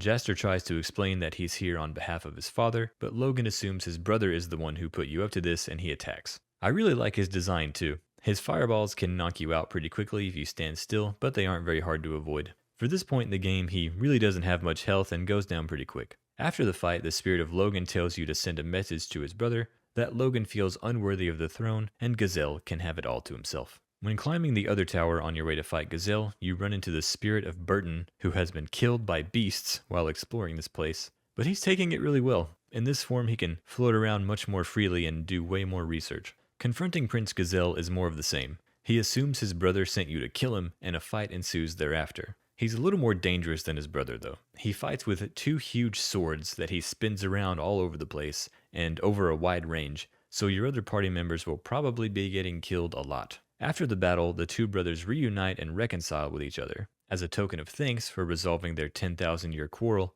the brothers gift Jaster the Lieber King's key piece. Peace has returned to the towers. The troubled spirits here are finally able to move on, and Burton is spat out of this fountain and brought back to life because why not? Soon after, we get a glimpse of Desert Claw lingering under the staircase here, mumbling something to himself about Jaster being a child of royal blood. The last key piece you need is on Vedan. You get to it by enlisting the help of a bunch of underground orphans who have befriended the spirit of an ancient monkey named Borga. Seed shows up to try and kill you again, but the fight is a sham and you can just wait it out if you want. But this time, Jaster actually overpowers Seed for a moment once the scripted battle is over. Not great for the whole mysterious, overpowered villain aura. I'm already starting to not take this guy very seriously. The game's already shown that it isn't afraid to kill certain characters off, often in a pretty violent manner. I think Seed's villainy could have been more believable if he had instantly killed off one of the party members, like, I don't know, Jupus, or maybe even Dorgangoa himself, forcing Kisala or someone else into the role of captain. That at least would have been interesting and compelling. But so far, he has done literally nothing. So Datron sent some robots down here to retrieve the key piece and also terrorize this poor old monkey. The ghost of the Cancer King appears after you defeat the robots, and he speaks to Borga. Apparently, Borga was one of the Cancer King's most loyal men back in the day, and his loyalty was so strong that he continued to guard the tomb of the king even after he had turned into a beast. So it's safe to say that rune energy was involved here somehow since this guy used to be a human, which led me to believe that maybe rune energy wasn't some inherently evil force after all. At this point, anything that had come into contact with it seemed to turn violent, but Borga was able to befriend these children down here and he came off as very protective. And there's also our weapon regurgitating friend Toady here. The Cancer King then gives Jaster his key piece, and guess who's watching in the distance? That's right, it's Desert Claw. That's all 3 key pieces. Our wait is over. What could he have meant by that? After finally gathering all of the key pieces, the crew gathers back on the Dorgan Ark, but there's only one problem. The key pieces have all been stolen. Who could it have been? Another mystery to solve, I suppose. Just kidding, it was Zegram, and he left behind a holographic note explaining his entire betrayal. How convenient. It doesn't really make any sense, but it did spawn one of the funniest moments of the game to me as Dorgangoa grabs Mancha by the scruff of his neck and throws him across the room in anger. A few moments later, Jaster hears something on the deck of the ship, goes to investigate, and hilariously finds Zegram still attempting to flee the scene. So you're telling me he stole the key pieces, recorded, and left a note, which Simon found, played for the crew, then they all had an argument about it, and that still wasn't enough time for him to escape? If you're asking me, I'd say Zegram was waiting around for Jaster to come and find him so they could fight and have a proper top 10 anime betrayals battle, which I completely respect. The cutscene preceding the actual fight is pretty sweet. I had discovered Cosmolore, one of the 7-star swords at this point, so it was cool to see it used in a cutscene like this. Unfortunately, this battle with Zegram is another one of those fake boss battles that you aren't meant to win. You just have to survive until another cutscene saves you. After the battle, Zegram escapes into his own little mini-pirate ship and sets sail for Rosa. The crew of the Dorgan Ark rallies and follows him shortly thereafter. On Rosa, Zegram is seen meeting up with Valkog and Dr. Eisel. It turns out Zegram had a deal with Valkog in place to resurrect his dead girlfriend Jane in exchange for being a plant on Dorgangoa's crew. Valkog tries to reassure Zegram that the revivification process is coming along nicely, but Zegram doesn't believe him. Dr. Eisel tries to convince him that she's on bed rest in a Datron lab, but Zegram has seen firsthand the experiments that are being conducted inside Zerard's prison. He knows they're actually using rune energy to turn people into monsters and keep the war going. This brought up an important question for me, which Valkog thankfully asked himself. Why would Zegram bring them the key pieces if he already knew they were lying? And Zegram is just like, I wanted to settle this myself, that's why. Okay, man. Valkog calls in Seed once again to put an end to Zegram, and he removes his mask to reveal that he has the same face as Jaster, down to the peculiar birthmark on his cheek. He does have a cooler haircut, though. Way cooler. You take control of Zegram for this battle, but you can't win. You just have to survive. How many times is that now? Zegram and Seed go to finish their battle on top of the Great Tablet, but Seed gets the upper hand and sends him flying. Luckily, the crew of the Dorganark shows up just in time, and Jaster and Kisala join the fight. Zegram tosses Jaster the key pieces. The point of this battle is not to win, but to put the key pieces on the nearby pedestals. Once you do that, they sink into the tablet, and things start to get really fucking crazy. A giant, complex puzzle block structure bursts from the sands. Valkog tells Jaster that it's a puzzle left by the people of Eden, and that the gate to Eden will remain closed unless the puzzle is solved. Jaster says there's no way Valkog could possibly do this, but Valkog has a plan. He summons Seed to his side once again, who proclaims that it is time to fulfill his ultimate purpose. If you aren't following along, don't worry. I was just as confused as you are right now. Seed steps up to the platform, starts chanting in an ancient, unrecognizable language, and gets to work on solving the puzzle, and it is quite a spectacle to behold. During this performance, Valkog is all too happy to explain to Jaster what Seed truly is. He says he's an artificial human created by analyzing some genetic code that was engraved on the Great Tablet. He said he always thought the tablets would provide hints as to how the gate to Eden would be opened, but his team of Datron scientists figure out that it was actually more of a genetic map. They converted the code to a genome and then used that information to create Seed. Meanwhile, Seed is busy playing a very poor game of Tetris. What I mean is that somehow, despite being created for this exact purpose, he has failed to solve the puzzle, and in the process, his entire sense of purpose and self has vanished in an instant. He is rejected by Valkog, his surrogate father, and goes into a rage, transforming into a giant, terrifying four-legged beast. As it turns out, Valkog also implanted rune cells into Seed just for shits and giggles,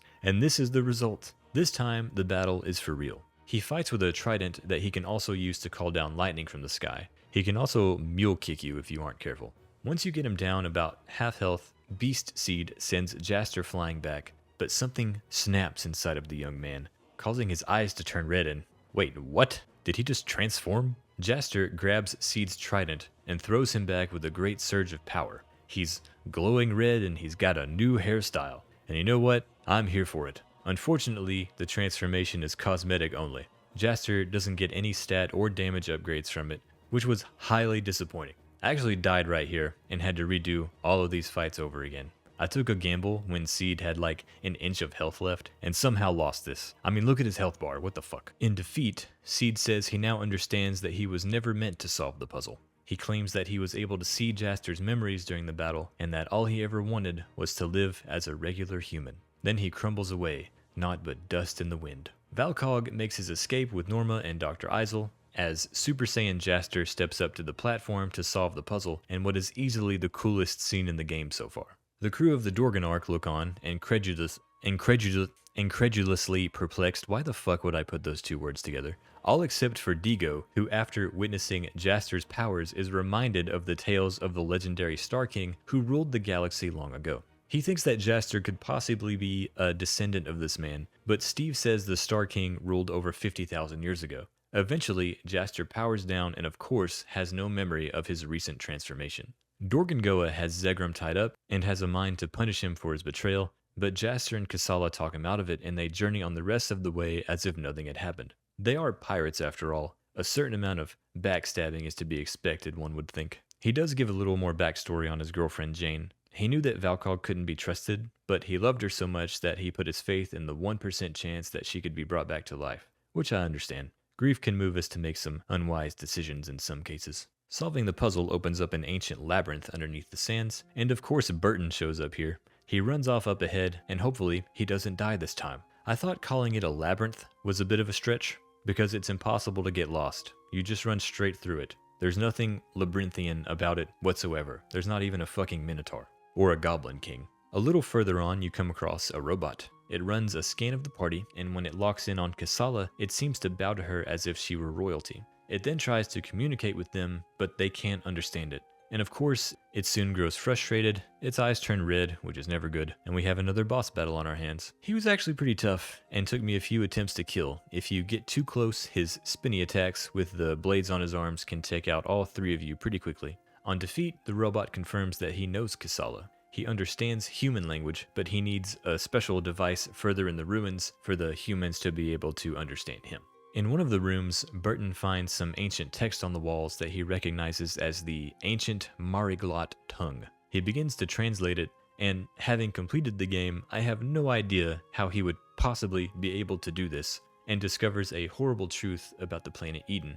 He runs off to warn the other party members. Meanwhile, Steve is communicating with Dr. Picacho once again so that he can talk to Mark, but they are interrupted by the police chief on Zerard, who claims that he heard a child's voice in the room. What business that is of his, and why he was hanging around Dr. Pistachio's office at all, is a mystery to me.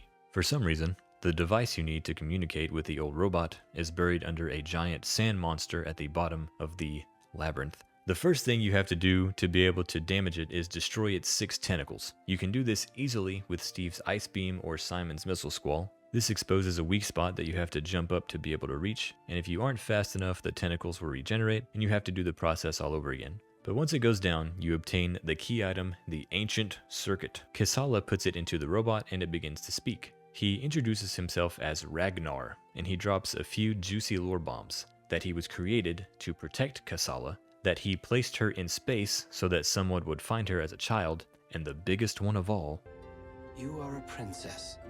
Princess Iriev of Mariglen. Mariglen? It is the legendary planet known throughout the galaxy as Eden.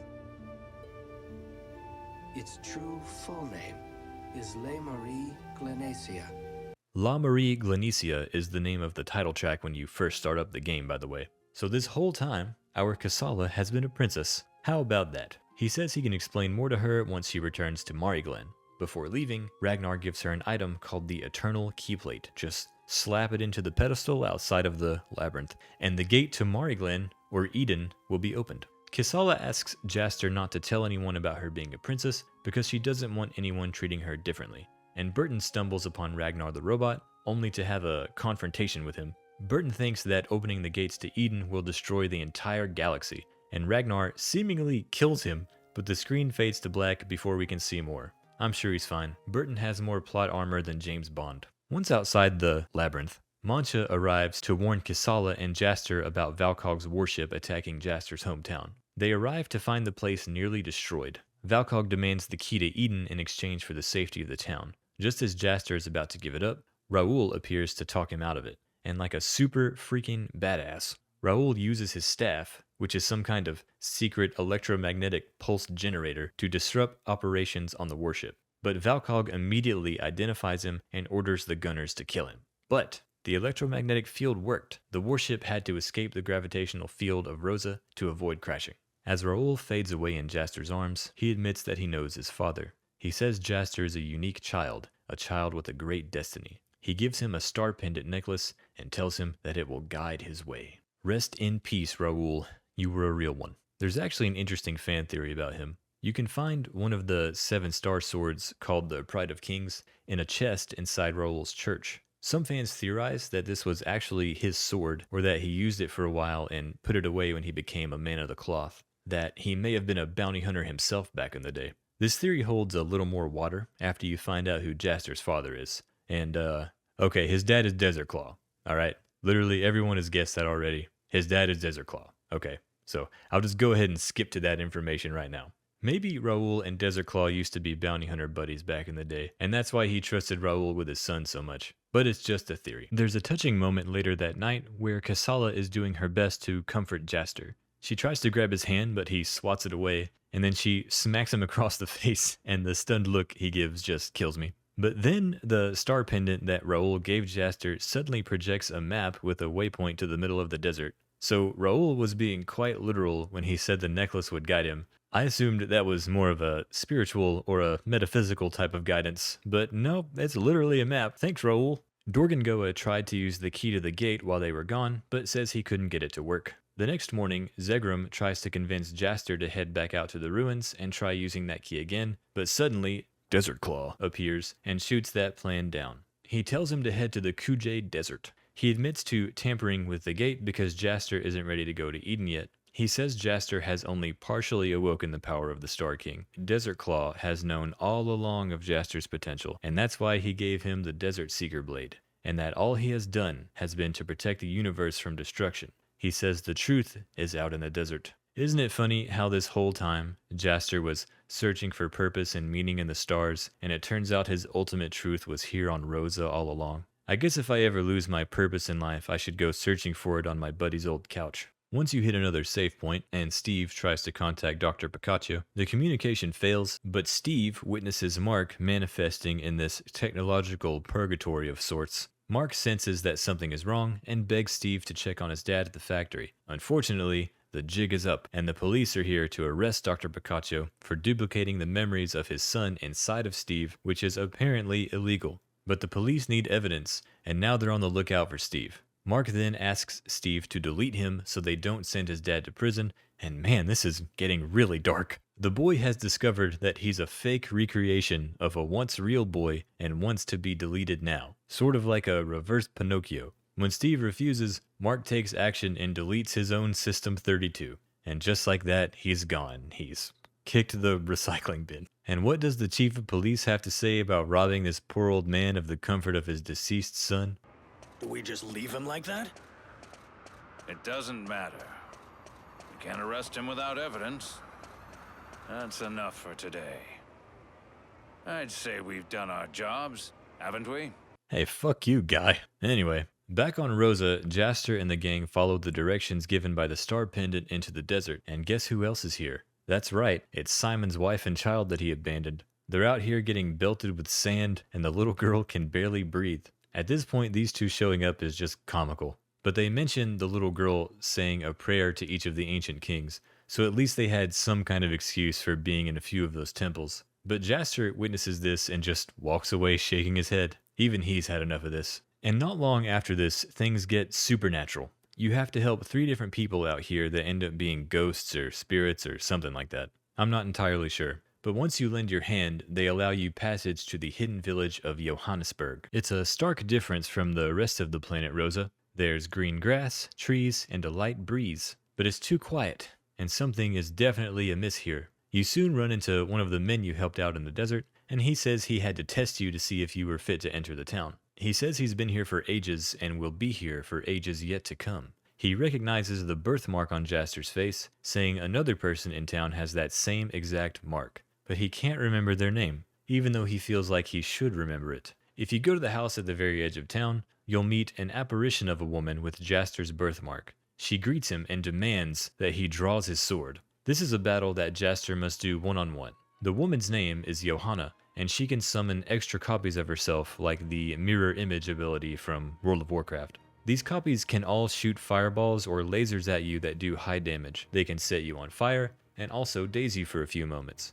But somewhere near the middle of the fight, Jaster's Star King powers awaken again, and his theme music hits. But once again, it's purely cosmetic. I wish so much that this was a new ability he could use from time to time. Maybe like a Limit Break from Final Fantasy VII, or a Trance from Final Fantasy IX. That would have been really cool. After the battle, Johanna fills Jaster in on the history of the village. She says it was stricken by a fatal disease that spread to everyone who lived there. They only had months to live. Johanna couldn't bear this happening to the village, so she used her mysterious power to freeze time in the village. And it's been this way for tens of thousands of years. She also took away the villagers' memory of her to keep the secret of her power safe. She then drops the bomb that she's a descendant of the Star King and that his blood runs through Jaster as well. That's right, this ancient time witch is Jaster's mother. Johanna is Yo Mama. And after dropping all of this, of course, she doesn't have time to talk to Jaster, even though she's been here for tens of thousands of years.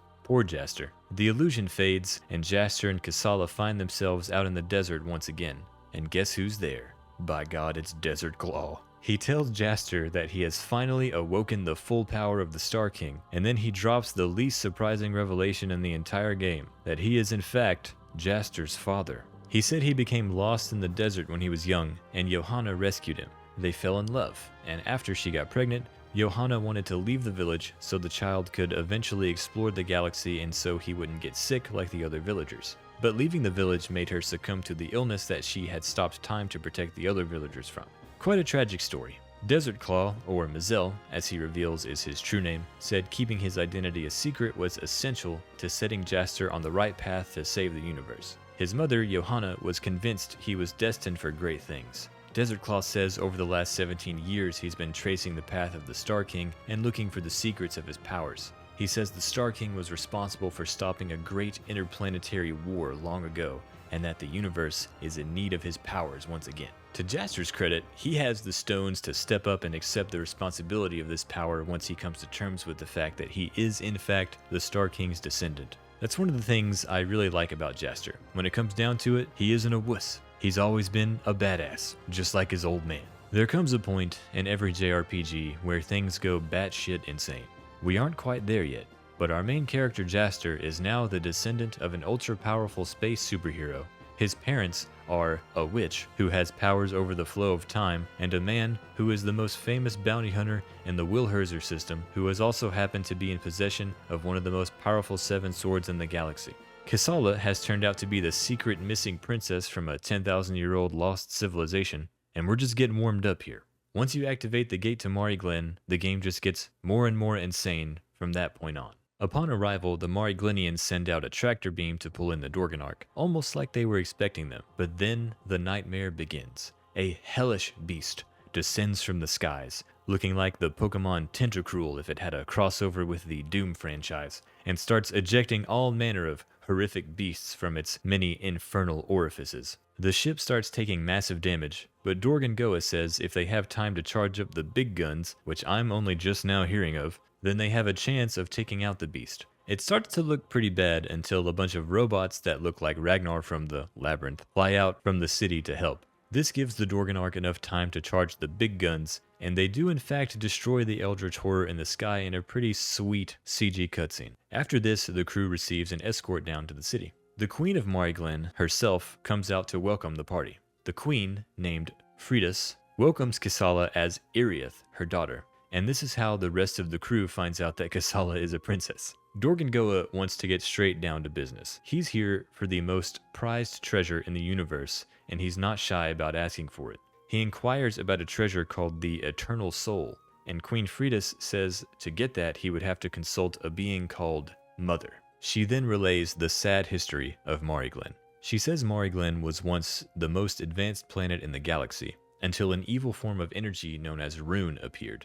Rune is formed of forbidden energy that gives life to the lifeless, and those that fall victim to it gain new life as monsters. She says the Rune monsters on Mari Glen are the strongest in the galaxy, because the source of all Rune resides here, an ancient, powerful alien being known as Mother.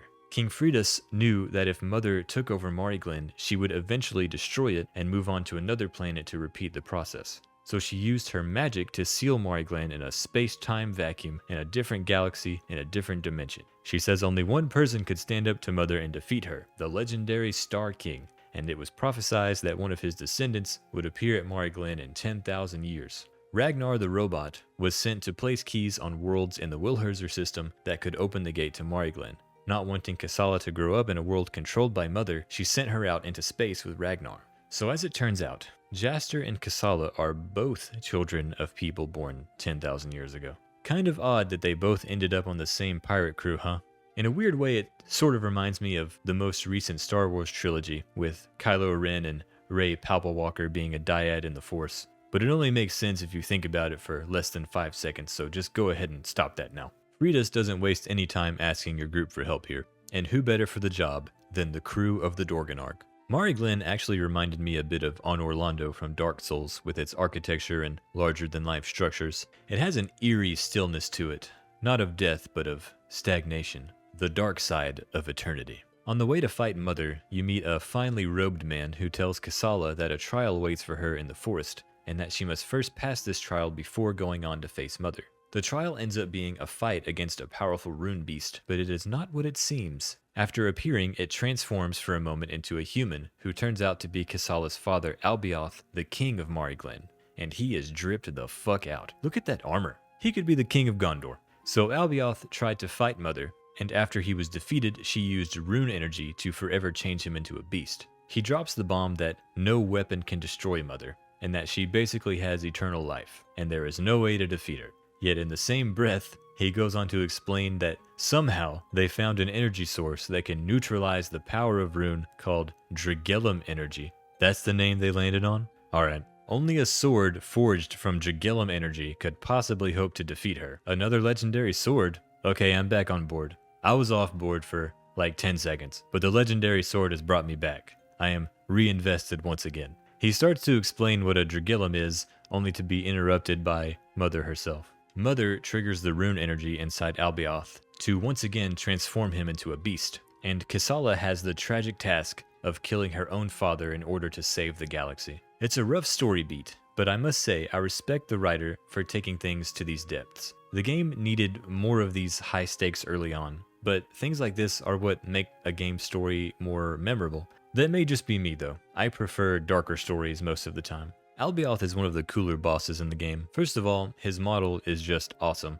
He's like a winged saber-toothed tiger with goat horns. He's got a ton of health, really high defense, and a variety of elemental attacks like ice breath and tornadoes that can cause confusion. The fight is going to take a ton of potions though, because your party members will stand there and eat the ice breath most of the time. Once defeated, Albioth says his goodbyes to Kisala and explains that Dragellum is in fact a form of energy that comes from... Does anybody want to guess? That's correct. It comes from the heart. He summons an orb of it and says it is a Dragellum of kindness, born of Kisala's heart. And if we can gather the Dragellums from each of our party members, it should be enough to create the sword and defeat Mother.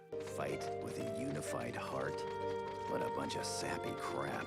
He says up ahead is a place called the Golza Sanctuary, where phantoms will attack and force the party to confront the weaknesses within their hearts, which will help draw forth the Dragellums. The Golza Sanctuary is kind of a pain in the butt. It's got some nice soothing theme music, but the encounter rate is jacked up through the roof, and battles happen like once every 5 seconds. On top of that, there's a ton of enemies here that either need to be shot with Jaster's barrier gun, or have to be hit with a charge attack to be able to do any damage to them. So no multi-target ability shenanigans can save you here. It just makes things very tedious at this point in the game, which hurts especially with the narrative drawing to a close. At this point, I kind of just wanted to see the ending and get to doing some post-game content. So there are 7 Dragellums you have to get here before moving on to the final area, and each of them are obtained from different characters. When you reach the end of one of these long hallways, you'll see a giant colored crystal. On approach, they trigger a vision, and that character learns some kind of valuable lesson, and then their Dragellum appears. I didn't necessarily have anything against the visions themselves, but having them all happen one after another here in a very convenient manner at the end of the game just felt like forced character development. None of it feels earned at all, and some of the visions just don't make any sense, like Simon's for example. He sees his wife and child at their home being all sad and dejected without him, and he chooses this moment, out of all the other times the party has run into these two throughout the game, to have a little introspection about the decision to leave them behind. He comes to terms with his cowardice and vows to come back home after his journey is over. His Dragellum is of compassion, the sympathetic pity or concern for the sufferings or misfortunes of others. Well, I guess that makes sense, because his family certainly suffered alright, through ancient jungle ruins and deserts and the gang-infested streets of Verdan.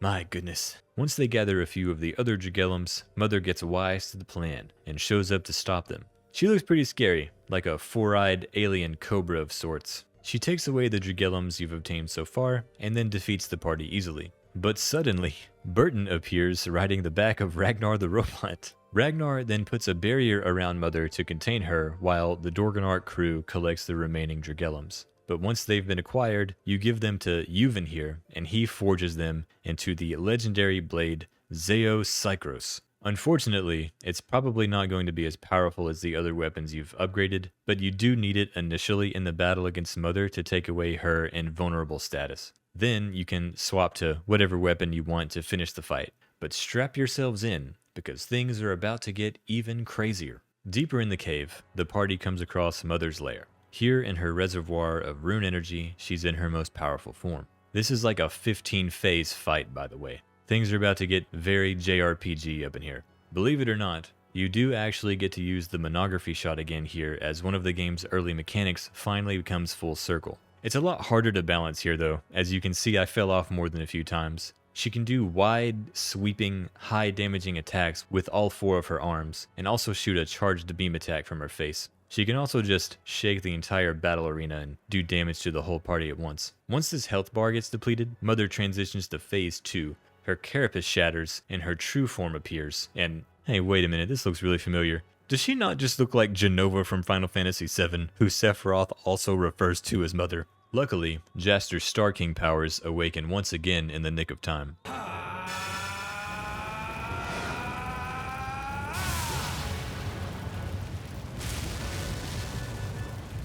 What is this? You are not impossible! Jester, what's going on? It's the power of the Star King. It's been a while, Ilzarbala. What? Ilzarbala. So, you've surpassed all beings, have you? Don't make me laugh. You're no mother either. You're just a wretched woman sucked in by the power of Rune. You... No, it can't be. It's absurd, ridiculous. You no longer exist. I have borrowed this young man's body in the hopes of correcting the only mistake I ever made. Not destroying you when I had the chance. That's right. It's over, Ilzarbala. You came across the first drop of rune that appeared in this galaxy.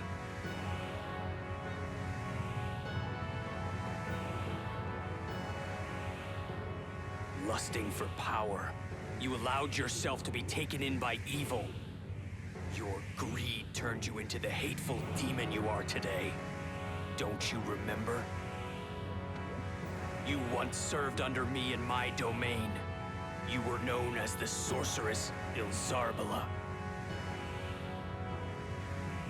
Of course, that was 50,000 years ago. Nonsense! I was never a worthless, feeble human.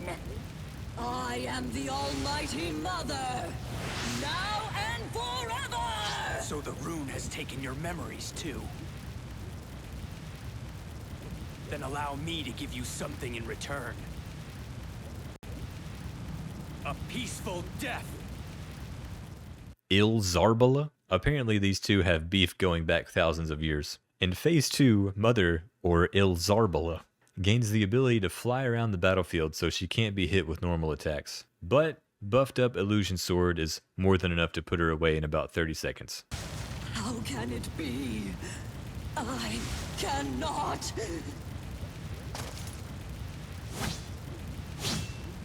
I'll release you from your suffering. I'll release you from the endless hell you must live in for eternity.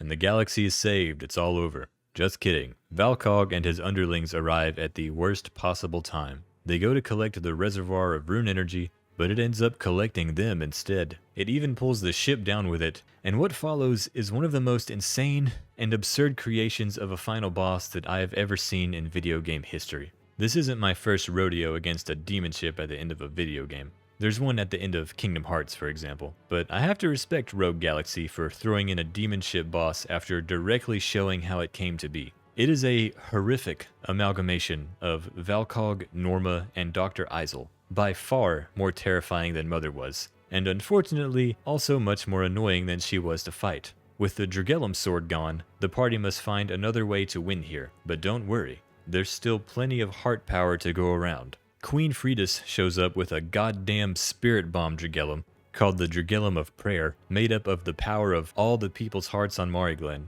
Ragnar the robot delivers it to Jaster, even though she said to give it to Kisala, who goes Super Jaster once more and uses it to create what I'm calling the Super Dragellum sword. This thing is comically large, and just wait until you see it in action. In this phase of the fight, you have to fight a one-on-one battle with different parts of the ship with all of the separate party members. And if you die with any of them, the fight is over and you have to restart all the way back at Mother. So don't die. Simon, Steve, and Lilica all fight a missile launcher with legs. Digo and Jupus fight a demonic set of hands. Zegram fights the reanimated corpse of Dr. Eisel. Kisala fights the Norma part of the ship, which is one of the more annoying fights since she has to keep jumping over lightning on the ground. And finally, Jaster faces off against Valkog with his Super Dragellum sword. During the battle, a giant beam of energy solidifies into an extension of the blade, so it becomes a giant lightsaber of sorts. There are two parts of Valkog you can target here,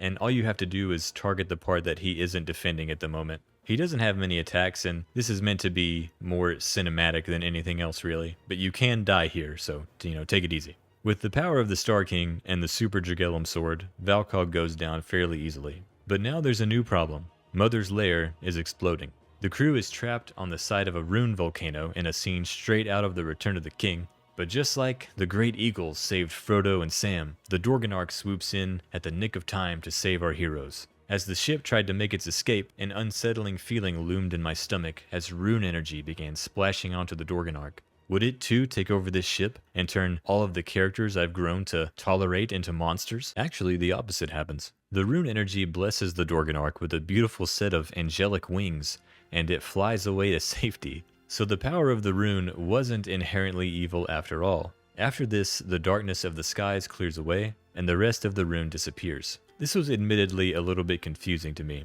I mean, this is Dorgangoa, the Pirate King, and Zegram we're talking about. Aren't they supposed to be some of the greediest people in the galaxy? It's not like they were profiting from extending a galactic war like Valkog was, but the Dorganarch still seemed like something Rune would turn into a monster. But to be fair, over the course of the game, half of the crew was just flying around helping people and trying to save the universe. Or maybe they all had pure hearts after the events of Mariglen. Maybe the writers didn't think about it at all and it's not that serious. Kisala says her goodbyes to her mother, and after they leave, Mariglen is able to leave the pocket dimension and return to its rightful place back in the Wilherzer system. And this is where things start to get really infuriating and wishy-washy. Kisala decides to stay in Mariglen permanently as their queen, which I kind of understand because she just got reunited with her parents, and I'm sure she feels a huge obligation to the people here after discovering her ancestry. She's also had a change in identity, and the crew likely treats her very differently now, which is what she wanted to avoid all along. But the current Mariglendans treat the Dorganarch crew like trash. They're so freaking rude. I'm just surprised that they wouldn't show respect to the descendant of the Star King who was instrumental in not only saving their planet, but the entire galaxy. So they load back up on the Dorganarch. Some time has passed by, and almost everyone has gone back to their own planets. It's just Dorgangoa, Jaster, Zegram, and Mancha here now. After a short conversation with the cat about what he's going to do now, Jaster takes a moment to soak in the galactic peace that's finally been achieved. And I really enjoyed this extended moment of silence looking out at the stars. It was meditative. Then the credits roll and we get a nice cutscene updating us on what all of the characters have been up to since Kisala went back to Mariglen. Simon reunites with his family, unlike my father. Lilica returns to her village on Jaraika. Digo and Angela are reunited at her new bar. Steve and Dr. Picacho are working together again, as are Jupus and Tony, his assistant. Zegram is passed out drunk on the Dorganarch chilling with Toady. All is well in the galaxy. But there's a post-credit scene that mucks things up a bit. Dorgangoa decides that he wants to go back to Mariglen and kidnap Kisala. I have to think that this was meant to set up a sequel or something, And what about Jaster? I mean, he's the Star King now. Does he have full control over these powers? Can he use them to travel to other galaxies and solve their problems? The game does mention that nabbing Kisala back was their last great heist, so maybe they all just retired? I don't know. I do know that at the end of my save file, the party had amassed an absolute hoard of valuable items and gold, so they could live for the rest of their lives off that alone. But you, the player of the game, are nowhere near finished. There's an optional planet to complete if you haven't done that. There's still quarries to do, rare outfits to find, 7-star swords to collect, factory blueprints to make, and sectors to collect and battle, all kinds of stuff. But once you reload your completed game save file, an extra dungeon called the Ghost Ship appears. It's a famous ship that appears every 40 years, and it is captained by a man named Erebus. Dorgongoa says he went for the treasure 40 years ago, but that he can't remember what happened. The Ghost Ship is very cool aesthetically. It's very creepy on the inside, filled with cobwebs and spirits of the dead. As you progress through, you'll fight tough enemies, and periodically you'll have to fight a battle with an echo of an old boss you've faced before. These bosses are the Mud Whooper and the Star God from Jerica. Who's the Star God now, bitch? Logan and Gazelle from the Gladius Towers, and Beast Leon from the Jerican Ruins. At some point, you come across a confident young man who's also here for Erebus's treasure. Eventually, he challenges you to a couple of battles, but you basically treat them like your early encounters with Seed. Just survive long enough and the battle will end. Eventually, you make it to Erebus's treasure trove, and you have to defeat him as well. Seeing you is enough to drive him into a rage. He's pretty damn tough, and the most dangerous thing about him is the elementals he summons. They can cause all kinds of harmful status effects, and if you get caught in his spinny attack, you're probably gonna die too. He also has a Piccolo-esque special beam cannon attack, and it doesn't take him 2 episodes to charge it up either, so it's quite deadly. But once he goes down, you get some pretty cool items, a captain's costume for Jaster, and the strongest sword in the game, the Dorgan Edge. It turns out the young man you've been running into here is in fact young Dorgongoa, and how that works is anybody's guess. But Steve offers the explanation that it was probably an apparition that was made due to young Dorgongoa's obsession with the treasure when he boarded the ship 40 years ago. But it doesn't matter because you have his sword now. It can be upgraded 3 times if you fuse it with other max level swords and eventually obtain a power level of 500.